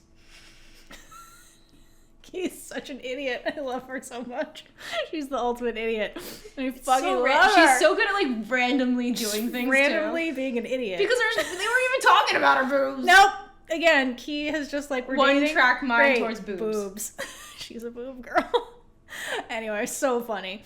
Okay, then we get back to actual plotline stuff. So then the OG 4 of this novel get reunited. So Pock and Tan/Tan come back, and Tan/Tan and Pock are dating officially, which is really cute. Woo! And I'm glad that by the end, Pock gets a quality boyfriend that's actually into her, which we've talked about. And so the 4 of them, they're still in Japan at this point. We're kind of wrapping up the Japan trip, and they all go out. And this is when we go back to revisiting Kie letting Pock go enough so that Pock can have her own life and not her own life, but her own significant other, because Pock hasn't really had a serious relationship that we know of with anybody. This is the first time Kie is processing that. And so Kie is jealous now, and she's protective of Pock. And she's like, at first she's like, I'm worried that he's like leading her on because he was into Pheem for so long. Mm-hmm. And what if he's only hanging around Pock to get to Pheem, and he's not really into Pock? And what if he hurts her and takes advantage of her? So Kie's having a really hard time with this, and basically is like doing petty bullshit shit to get back at Tan, where she's like, I know Pock better than you. And like, that's not Pock's favorite food. And like this and that. And she's all doing all this stuff. I feel like this is what she was worried Pock was going to do when Pheem and her got together. No, it absolutely is, because Kie basically is worried about being replaced. Mm-hmm. And she's like, I'm going to lose Pock, who's been my shadow since forever, my twin flame or whatever.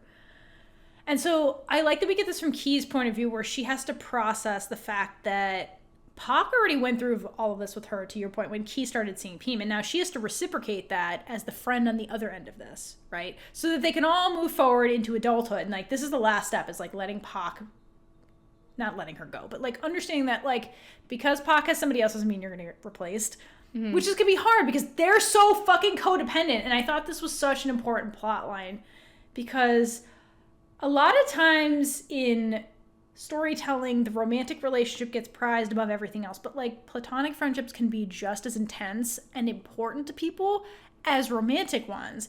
And so we see with Kie that like her platonic friendship with Pock is just as important, if not more important. No, they literally established it's more important. It's more important. This, hence the first wife, right?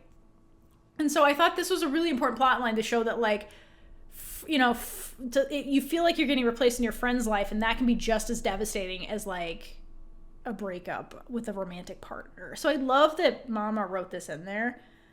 And then Kie feels like she's losing her friend, and just the realism of this was really, really spot on, I thought.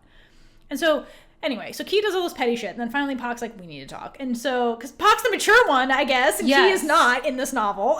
Like, she knows how to have fun, but she's very mature. She's like, girl. And intelligent. Like, for sure. Yeah. Not to say that Pock would never, but I'm like, Kie's acting like a child, basically. And so They get alone to have a conversation. And basically, Pock's like, look, this was hard for me when you started dating Pheem. But that doesn't mean our friendship is going to change, because has our friendship changed when you started dating Pheem? No. And Kie can also see how happy not only Pock is, but like Tan is, or whatever, is just as happy with Pock. And that helps her feel more comfortable being like, I can see how happy everybody is. Like, this can't be a lie, you know? Yeah, I just love the way that Pock explains it. She says, either way, you're my husband. But I also want to have a real husband, too. It's hard for me, too, seeing you like this. And being jealous, meaning. Yeah. And, like, this is the first time that he's truly having to deal with someone coming into the group. Because Pheem and Pock both had to deal with this for each other as well, because they had to accept that they're package deals for Kie. Right. And Kie's been the one that was the glue of the group. So now there's someone else coming into this group, because let's be real, he's going to be added. Like, not as big, but, like, there's someone coming in between them that they need to add. It's not going to subtract. Yeah, and I like that, again, it makes the friendship equal, because it's not just Pock sacrificing for Kie all the time. It's not just Pock being there for Kie. Like, Kie has to, if there really is a healthy friendship, Kie has to reciprocate it for Pock. Yeah, and that's like, she does. I feel like, so we talked about how, like, Prick and Pock are very similar. Yeah. Prick was very much the joke of everything. Pock is so much more fleshed out, mature, a part of the story. That's because, like, for a number of reasons. But the problem with the loyal pin, not that this is a problem, but the problem in that friendship dynamic between Prick and Nin is there's an inherent power structure that they can do nothing about. Prick was technically Nin's employee the whole time. Yeah. So here, they're not. I love that we don't have that here. Yes, I very much. I love that we don't have that. I love that even though Kie has a bunch of money and Pheem has money, it is never wielded against Pock.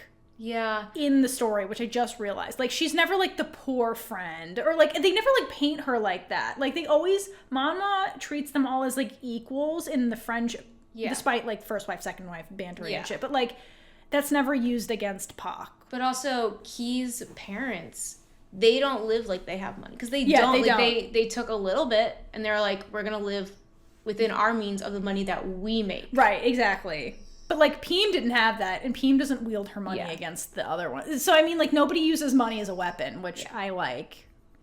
Because it shouldn't be. But, you know, life, humans. All right, so then that concludes our Japan trip, and then everybody makes it back to Thailand. And we go back to the company, and Kie is promoted to the manager of the production engineering department, so she does get her promotion. And Pheem and Kie are, like, officially dating, but have to navigate secretly dating at the company so that we don't make Kie's promotion seem like nepotism. Which is fair. Which is fair. And then, unfortunately, Pun comes back because we never dealt with the fiance who's still... No, because it's always I forget that you existed. That's literally him. Anyway, so we have to deal with him. So here's the very condensed version of what happened with Pun. We get a whole point of view from his chapter, which we are not getting into in detail because who cares? I have a little bit because, like, I mean, we may not want it. I do feel like it was important because it did give us a good scene. Okay. Here's the short summary that I have. So basically, in the background of all of this, he made his own deal with Pheem's dad Pheem's dad to marry her, essentially. And the summary of what happened is that he was into Pheem when they were children. I think this is absolutely gross. He fell in love with her when she was 8 years old and he was 15. That's gross. I did not catch their ages. Gross. Yeah, their ages is gross. Okay, and basically, she was like, oh, she's so cute and sweet and stuff. And as a 15-year-old... Oh, no. Yes, it's disgusting. He asked an 8-year-old if she would marry him one day. No. I did not catch their ages when I read this. Yep, those are their ages. And basically, she was an 8-year-old, and she was like, I guess. And then he clung on to that for 20 years, basically. That's their relationship. Yeah, it's disgusting. Yep, it's disgusting. And then eventually Pheem essentially goes to see him and is like, our engagement is off. I choose Kie. Oh, Yeah, it's God. disgusting. I'm It's sorry. I'm learning disgusting. information. It's disgusting. It's disgusting. Okay. And so Pun is upset and, not, doesn't know how to handle emotions. Nope. And he goes to Pheem's dad about, quote, rumors circulating in the company. But Pheem's dad immediately intimidates him because he's a weak little bitch. He is. And he begins to act timid. And there's this quote, I forget whose point of view, but it says, seeing Pizit's hesitation reminded Paj of how Kiran had requested a one-on-one meeting with him 7 years ago. Kiran never once avoided his gaze, and every word spoken seemed well thought out. This is from Pheem's dad's point of view. He's thinking back, He's posed. Yeah, we really did get chapters from everybody. This was like, Monmaw does this thing sometimes where she just changes point of view. Yeah, that's true. Chapter, and it drives me That's nuts. probably why I didn't know whose point of view it was. Yeah, no, she does that. Drives me nuts. But this is a good callback to Volume 1, too, because it's showing that Pun was never going to be the strong person that Pheem's dad said that she needed to run the company. No. Quiet. Quiet. Quiet. Good. Good quiet. Just a good girl. Yeah, I did it. No. No. Okay. But Pun still has tons of audacity. Oh my God. And this is what he says. So you chose to let them be together. Even though they're both women, have you thought about how others will think? How the company's image will be affected? Have you considered that, sir?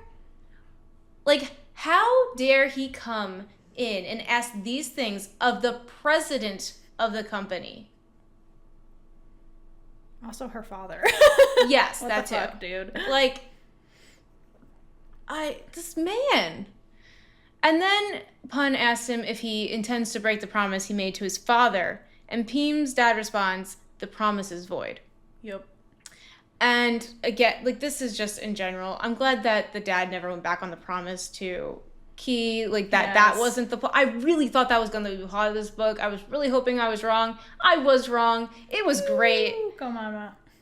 Because it's showing that he is a decent father that cares about his daughter. That's the bottom line. He does care. He does care. And you know what? Idol Factory, I'm begging you, please do not change this plot point. That's Idol Factory, please don't change it. Please don't do it. I'm so scared. Please don't do it. This is like the major thing that I'm scared about right now is that they're going to change it. I'm scarred because you did change the last episode of the Loyal Pin, and it really pissed me off with Inan's dad and caused a bunch of drama that was unnecessary just to drag out that episode, and I don't love that. Whereas it was really nice the way it was written, and we could have had more happy moments, but you went for drama.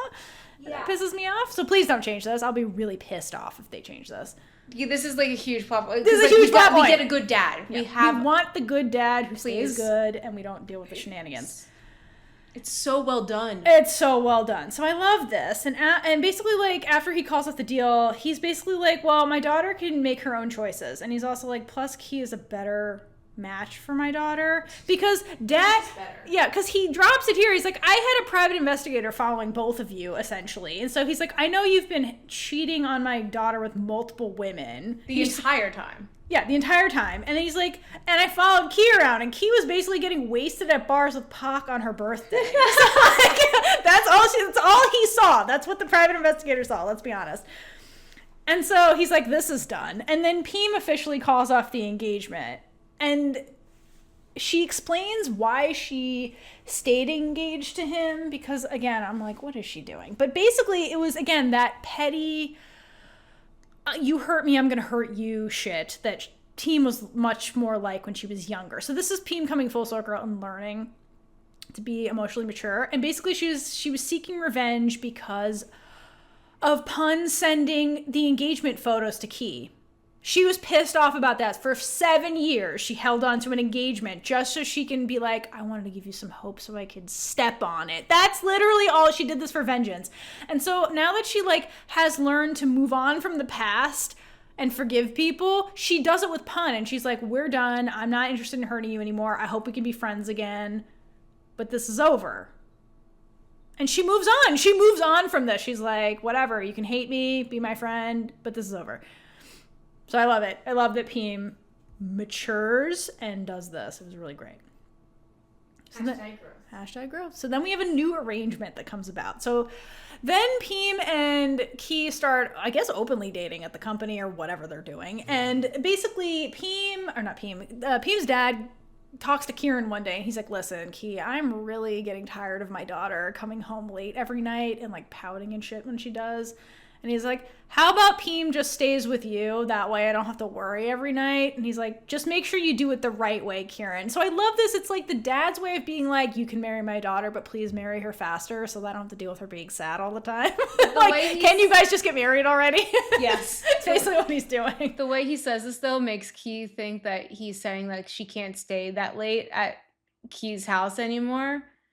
And she's like, I'm so sorry. It's like, I just want her to move in. Just marry her. Like, just keep her. Just keep her. Exactly. It's so cute. So then that's the dad being like, please just marry my daughter already, Kie.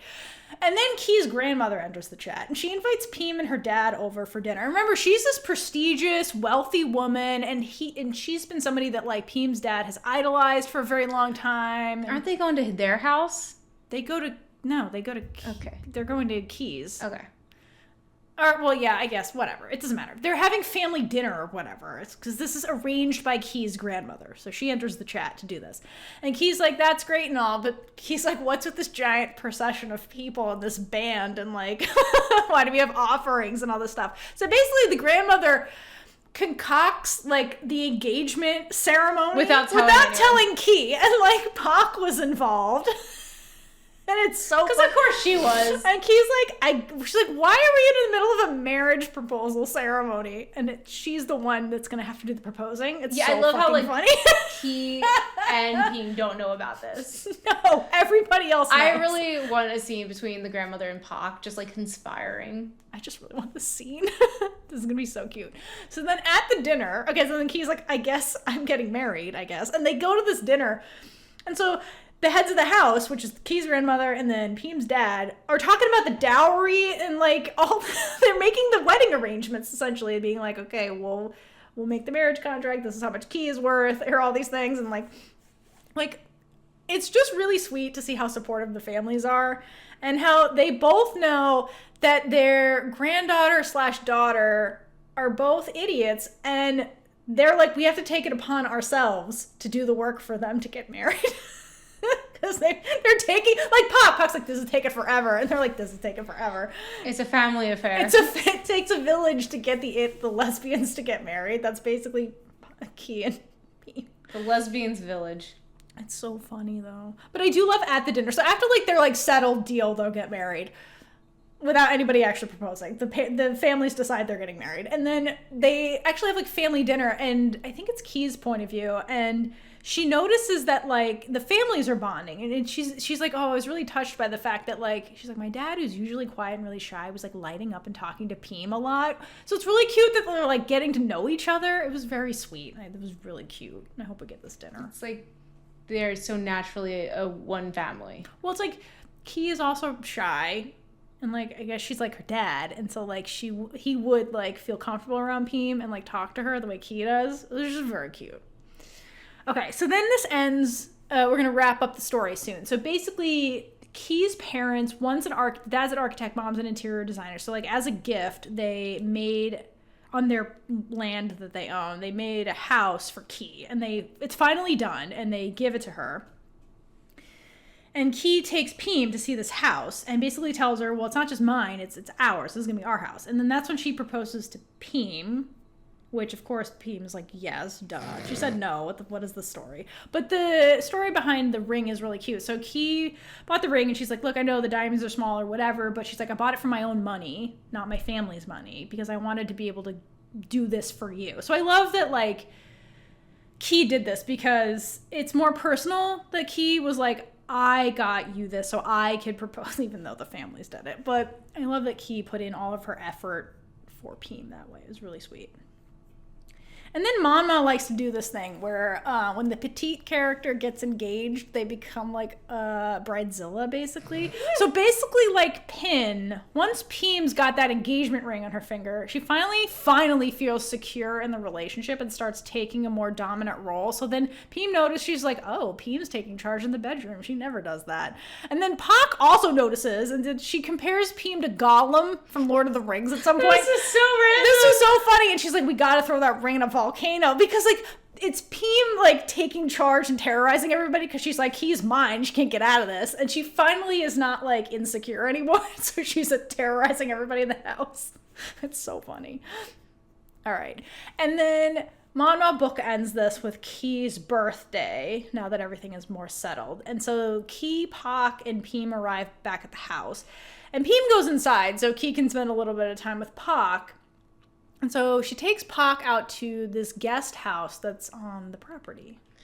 And Pheem's like, all right, I'm going to go to bed. I'll let you two have some time together. I love that she lets Pock and Kie have this moment that's about to happen alone. Like, she doesn't insert herself. The only thing she does is she's like, Kie, do not come back in the house. She's like, be inside by 11:50 or something. Like, she gives her a time limit that she has to come inside by. But yeah, she gives them time. It's cute.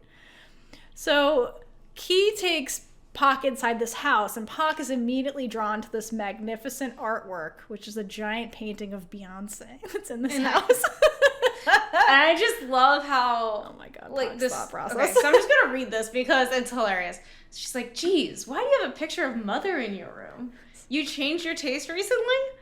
And look at the bed sheets. They're the same yellow-green color I love. This isn't like you at all. And like, once I read this, I had a feeling I knew what was happening. Actually, I thought it was her bedroom in the house. But anyway. But before Pock gets to know everything, they have a drink together. And Pock asks Kie if she wants a soft-boiled egg, to which Kiran responds, they don't have eggs. And then Pock's like, no worries, I brought some from Mom's. And then proceeds to pull not one, but 2 eggs out of her pants. And so Kie then asks if she does this often, and Pock says, it's only the 3rd time I've done it, which I think is hilarious, because it's not 1, not 2, now it's 3 times. That's a habit, Pock. This is a habit. Oh my god, they're ridiculous. So then after that, after Pock eats a snack, Kie explains to Pock the real reason she's here, and she's like, I'm giving you this house, like I had it made for you. So I guess when the parents were like designing this place, Kie probably asked them, can you make a guest house on the property so she could give it to Pock. And Pock's confused. She's like, I already have a house. Why are you giving me another one? And Kie's like, says, I want you to be in every step of my life. Because she's about to get married and like, you know, move on into a new phase of her life. And she's basically telling Pock, like, I don't want you to be left behind. I want you with me. And then Pock's like, okay, that's great, but like, it's your birthday and you're giving me a big giant gift. Why are you doing that? And Kie's response is the most pure and beautiful thing I've ever heard. And Kie says, you've given me everything already, Pock. Thank you for all these years of my birthday. You've been helping me get through the horrors of that night when she left Pheem. Thank you for always being by my side, never leaving me to fight alone. But like the line, you've given me everything already, Pock. I know, I know. Okay, I will say, I texted Theora when I was reading this, and I'm like, I know. This book is making me cry. Cute. This was the cutest thing. I love this friendship so much. I love their friendship. This was adorable. Because they are everything to each other. And again, it's like, it's not the romantic relationship, it's the platonic one. Okay, but then, yes, there's that. But then Pock's like, oh, wait, Pheem got me something too. And it's basically a sign to put over the front door that says servant's house. Because it's Pheem's way of saying, just remember your place. Remember your place. Kie's mine. So funny. So we always have to have that. But yeah, it's very sweet. So that's how things end with Pock, which is just perfection. And then Kie goes into the house, like the main house, and finds that Pheem lit a bunch of candles, like leading to like the staircase, and then on the staircase it's like lined with photos, and she's like, these are all photos of me. And basically this is a callback to volume 1 where Pheem used to take photos of Kie, and she's basically showing them all the years that like she's been like in love with Kie, basically. And finally Kie gets to the top of the stairs, and then Pheem is there, and then Pheem gifts her another gift, which is she made siblings for Piggy, which are Oinky and Porky, and then she's like, Pheem's so funny. She's like, do these look better? Pheem's like, they're cute. She's like, why? She's like, I love you. So I don't know if these actually look more like pigs than the other one. She was like, did I get any better at this? And Kie's like, sure, darling, whatever. Over the years, there's going to be like a pig every anniversary. It's so funny. Again, so now they have more children, essentially, because like Piggy's their child. And then at the end, the best birthday gift is that Pheem finally, at the end of the book, says out loud to Kie, I love you. And Kie responds, that is the most beautiful word I've ever heard in my life. And that's how it ends. It's so cute. But it's not the very ending. No, that's not the special chapter, but that's how the novel ends. Yes, the novel ends. Then we get to the most unhinged chapters of all time. We're started off real strong with several chapters in the beginning from Kie's cat's point of view, because at some point they adopt it. Well, they don't adopt. She finds a stray cat and then ends up being their cat, and like the cat's point of view is how we start off the special chapter. So it's already starting off in a wild place. All I can say is justice for the cat, and Pock needs custody. Mm-hmm. And Kie can have visiting rights. Basically, the problem I have with the cat is that Pheem gets irrationally jealous of the cat and then like throws it outside, throws it in trash bins and stuff, which is fucked up. It's not okay. It's not okay. But getting the cat's point of view, not something I was expecting in special chapters. There's more than one, by the way. Well, no, the next one's from Kie's point of view, but it's still about the cat. Oh, okay. But anyway, starting off strong with cat's point of view. Then we get Pock's point of view, and we get like insight into Pock's life in show business and her new job and her love life a little bit, and her new job working on basically some show that's like the 12 Thai bachelors you want to hug. And essentially it's like this workplace dramedy, I guess, where all these men are like falling for Pock. And like Monmaw hints that like this might be her next book, and I really hope it is, because it seems amazing. No, it's the book, but give Pock the lead and then make it into a show so Looknum can have her own I agree. show. I would so love it. Yeah. But I want this book. It seems so funny. But there's at some point she's taking a taxi to the film set. It's the second to last day of filming. And while in the taxi, she just starts randomly singing this. And I wanted to highlight it because it's so real. So she's singing Our Team. I don't know if this is a real song, by the way. I have no idea. I tried looking it up. We Are the World kept popping up. It was not We Are the World. It says, our team, we are the ones behind the scenes, the creators, bringing happiness to others. Sweat and hard work contribute to society, yet no one praises us. Still, we take pride in it.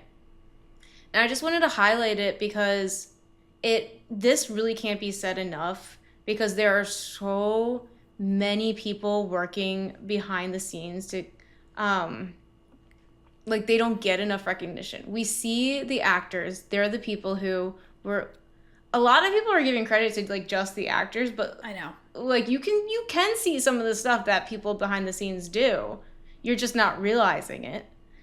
And I really recommend going on IMDb, going through the crew list, because just look at the job titles, because they're so you don't even know what these jobs do, but they're so important that you could not do this show or any project without each one of them.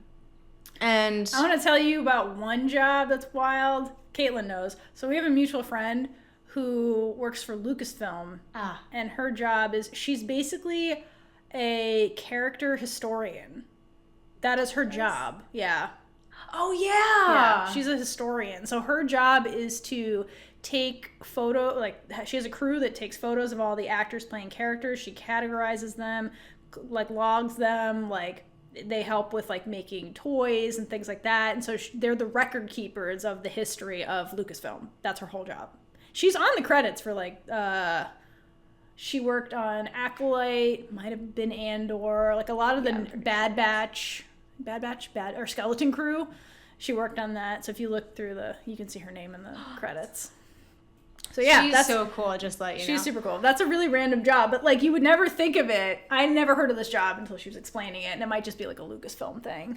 One of the ways they operate, or like one of the things that have like a legacy brand, like with so many things going on. That's because like one of the reasons her job exists is because like they never know which character is going to get popular. Yeah. So then it's her job to be a historian, because then they're like, we need more shit about this character, and then they have to take the images that her team does to make toys and merchandise and stuff like that. But anyway, so like my problem with the show is that people are going to be like, oh, this is all Fei-Mei doing this, but it's like Monmaw wrote the masterpiece first of all. Yes. Don't forget that. This all comes from a novel, so credit where credit's due. She made this. They're good actors to play these characters, but she owns the characters, and then Idol Factory and their team has to get the locations, the other cast members, all the crew members who are going to light it. Who the editor to put together the pilot was already impressive. Like the transitions, like everything they did, the graphics, like Fei-Mei are going to be the face of it because they're the main lead actors, but they are not the only two people that put this together. Yeah. There's so many people. I have a lot more to say about this, and I'm just going to go through it quickly and just read it because I do find it important and people don't realize it. Because like seriously, go on IMDb. Maybe it's not for like every show, because like some shows, especially if they're smaller, they're not going to input it, but there are like, pick your favorite movie, pick your favorite show, go on IMDb, search for it, look at the crew list, and look into some of the people further, because like you got to support them and know them, because they deserve and are damn good at their jobs, which is very thankless in this field, and people don't realize how brutal conditions are on set and how long, like it's 12-16 hour days, and it's insane. They're rough. You do not get a break. And especially the below the line crew. And I just want to go over this really quickly because there's above the line and below the line. Do you know about that? No, I didn't. Okay. So above the line refers to creative leadership and key decision makers. They include directors, writers, producers, the lead actors, principal, like the top billing people. And these are people who are involved in the production the longest. They're from like the beginning to the end. They're called above the line because their salaries are negotiated before production even begins and are a big part of the budget. And this term has started to become used colloquially to refer to someone's high importance on set, which I hate. I hate this because everyone, you need everyone to get this project made, and it's making it sound like above the line people are the end all be all. Right. Because the above the line crew often get the spotlight, they get the awards, and they get the public recognition. You know the names. You know the names of directors. You know the names of producers. You know, of course, the cast. They're getting the interviews. Yeah. Their names are front and center in marketing and credits. But below the line refers to the technical and support crew, the ones who are supporting every aspect of this production that happen day to day. And it includes cam ops, sound techs, gaffers, which are lighting, grips, so that's like all like the wires and stuff. I believe I really should know that. I went to school for half of this. Editors, set design, hair, makeup, costume, production assistants. That's a very thankless job. Thank you to all the PAs out there, because your job sucks. Yes. I've done it. I hated it. You need so much energy. Anyway, and there's so many jobs. Like, there's way too many to list. So their work can start at any point in the project. And below the jobs are usually paid hourly or by the days or week. So their pay is part of the production budget. And there's a line separating like the big part of the budget, like that's negotiated beforehand, and like the unknowns. Because things can change with the below the line people. Yeah, because it's like, what if you planned for, they're in Japan 10 days, but like what if they plan to be on this location for like only this number of hours, and they're like, crap, something happened, it rained, we need to extend it, then they need to keep those hourly people going. So like, then you got overtime. Right, exactly. If you miss a meal, like a lunch period, you're billed that's why unions are big, because if you miss a lunch period, those people have to get paid more. if they don't get out at a certain time, filming gets pushed back the next day because they need a set amount of time in between. That's why you want to be union. So when it's non-union, and this is for America. Yeah. I only know the American ones because that's where I live. That's who I've worked with too. So I do not know how it works in Thailand. I would love to talk to somebody. I really want to know how the process works there. GMMTV, please. /Factory. Yeah. Monmaw, I will take anyone. I was just like, we've been talking about GMMTV shows so much that I was like, I really would love to go see, especially how they do ensemble shows. Oh my God, yes. That's the only reason why I said that. But yes, I would love to visit any production company that works over there creating these shows and just see how they work and what their rules are, I agree. I would love to see it. But again, back to Below the Line, those crew are the backbone of every project because the work is behind the scenes. They don't get interviewed. They don't walk the red carpet. Like some of them are not even invited to red carpets. It's influencers that get invited over the people who work on the film. Yeah. And that was like, I've seen quite a few TikToks about that. I forget which movie. Well, I mean, it happens all the time. Sure.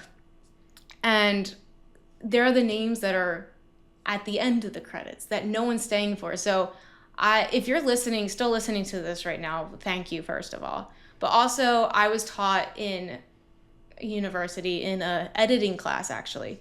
You stay till the very end, to the very last credit rolls on that film, and then you leave once the lights come up, because that's giving the respect to every single person, whether you read the names or not. Like, there is a lot of names. I tried sometimes. Like, even the Marvel ones that are very, very long, just staying to give the time. Like, you're still... That time is, like, you're appreciating the fact that even if it's long, that means there's so many people that worked on that film, and you're just giving that respect to sit there.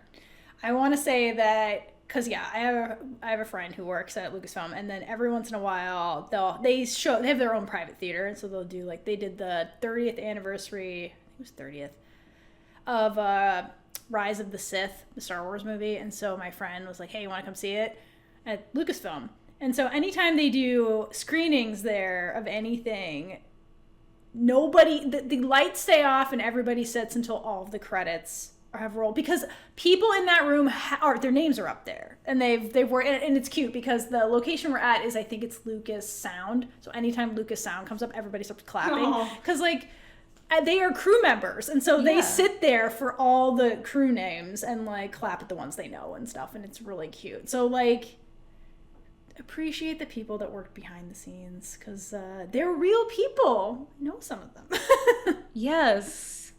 And Pock is one of them, so I like the insert of Monmaw putting a crew member in. Yeah, and it's like the thankless job, because it's like thankless. On set, above the line people will have more comfortable working conditions most of the time. So there's trailers, they have assistants, they can be flexible with schedules. While the below the line crew, they work long. It's physically demanding in all weather, and they don't get as many perks or breaks. Of course not. They're not even paid well. Of course not. And there's a hierarchy there too, because like the above the line people might not treat below the line people well. Of course not. And that goes for the same, like with the respect for the shows. But at the end of the day, the production cannot happen without these people, and that's why I just urge all of you to really give them the respect, the recognition. That's why we as a podcast try to have as many crew members on as well. If you know, I don't know if anybody listening to this right now follows Motherland, but we interviewed so many people from that show. So many. And Warrior Nun. Yeah, Warrior Nun. And we try to like do a couple crew members. We reach out to people if they want to come on, because some people love their privacy because internet. Fair. Yeah. But they all deserve the recognition. So. Yeah. Glad we had Pock to give us that representation. Thank you, Pock, because... Thank you, Pock. You're doing a great job. All right. And so then after we get the Pock novel preview, I hope, we then actually end this with character interviews. So like Monmaw has her characters come to this location and they have to do this interview with some person whose name we don't get. Is it Monmaw? Is it somebody else? We had a whole debate about this. We don't know. It's super ambiguous. But anyway, every character is always like, do I really have to do this? And then like whoever's interviewing them is like, I'm paying you. And they're like, all right, I guess I'll do it if you're paying me. So the fact that she has to pay her own characters to have an interview is fucking hilarious because like, yeah. And they keep getting threatened to get their payment taken away. Right, if they don't exactly. answer something. So it was so fucking funny. Like, this was absolutely hilarious. It was a really funny way to, like, give extra insight into the character in just a really charming and fucking funny way by having them being interviewed. I thought it was so funny. What a funny way to end the book. I just have a couple quick things to point out about these interviews. Because the first, they ask for their scientific name. Oh my god. Which I was dying at. I'm like, what do you mean scientific name? And like Pock and Kie are like dinosaur names. Like it was so funny. And then Pock's job, I just love that it's freelancer in entertainment industry because it's so real. Yeah. You're just freelancing, going from job to job. That's rough too, by the way. Oh my god, wait, no. And then we get to Kie's. And then Kie, I think one of the questions was like favorite body part? Or oh my god, yeah. Or it was like fingers and tongue or something like that. Yeah, she says that. And like the next question is like, please explain why. And she's like, well, I wouldn't have put that if I read the next question. And then like the next question is like in narrative form. Right, just like, I'm done now. And then I think it was like favorite food or something, and she says pudding and jelly, which are Pheem's boobs. And then when we go to Pheem and we get to favorite body part, she says my chest. And then the interviewer's like, please explain. And she's basically like, well, somebody's really obsessed with it and that makes me feel good about myself. So it was like nice to hear Pheem being like, the attention I get from Kie, even though it's annoying that she named my boobs, she's like, it, gives me a self-confidence boost that like my wife is this into me or whatever. Oh my god, wait, no. When it was like marital status or whatever, Kie put single, ... Wait, I guess I'm married now. And then Pheem is just like married. Next. It's so funny. They're so stupid. I love them so much. This interview is so unhinged. If you haven't read the book, just go read this interview in the back. It doesn't spoil anything at all of the novel. It's just really fucking funny. Like, if you're like, no, I want to see the series first of all, why did you listen to this? Second of all, that interview is so unhinged and wonderful. It's hilarious. But, like, Kie's answer for best luck, she does all these things, and then at the end she says, but the best luck is probably being born as Parati's best friend. And then this is her action when she filled it out. At this point, Kiran quickly covers the questionnaire with her hand and casts a wary glance at Parati. Because Pock can't know that. But no, like, it's so cute. They're such idiots. That relationship, again, proves that relationship is the end all be all. Like, that is the number one in her life. Yep. I love that they emphasized a friendship. Or that Monmaw emphasized. And it's such a beautiful relationship. It's so good. I love it. These books were amazing. Thank you, Monmaw. Your writing is spectacular. I love your characters and your stories. They're just so great. But that concludes volume 2, but we can't just wrap it up there. So we're going to give you our Taylor Swift song. So I think for volume 2, I'm going to go with That's How You Get the Girl. So lines in particular are, stand there like a ghost, shaking from the rain. She'll open up the door and say, are you insane? So this is like Kie and Pheem being reunited after the bad breakup. And Pheem's like, what the fuck are you doing here, Kie? And all those feelings and memories coming back, like, it can feel like you're being haunted by the past, like the ghost. Stand there like a ghost. Mm-hmm. And then the chorus. And then you say, I want you for worse or for better. I would wait forever and ever. Broke your heart. I'll put it back together. I would wait forever and ever. And that's how it works. That's how you get the girl. That's basically what Kie does to get Pheem. So I think that fits. That is really true. Mine's a little unhinged, just like this book. Perfect. Okay. This book is so unhinged. So my song is Long Live, but it's about the Pocky Gang. Because not everything has to be romantic relationships. Absolutely. Because this Pocky Gang went from being chaotic little underdogs to becoming successful adults. And they know they are meant for each other. So let's go through these lines. So long live all the mountains we moved. I had the time of my life fighting dragons with you. It's taken everything in me not to sing this, by the way. know. I was screaming, long live that look on your face, and bring on all the pretenders. One day we will be remembered. Hold on to spinning around, confetti falls to the ground, may these memories break our fall. So these two have so many great and happy memories growing up together and being absolutely ridiculous that they will always have these things to fall back on no matter what. And then the song continues, will you take a moment, promise me this, that you'll stand by me forever, but if God forbid fate should step in and force us into a goodbye, if you have children someday, when they point to the pictures, please tell them my name. Tell them how the crowds went wild. Tell them how I hope they shine. Long live the walls we crashed through. I had the time of my life with you. Yeah. It's so cute. It's so cute. Oh my God.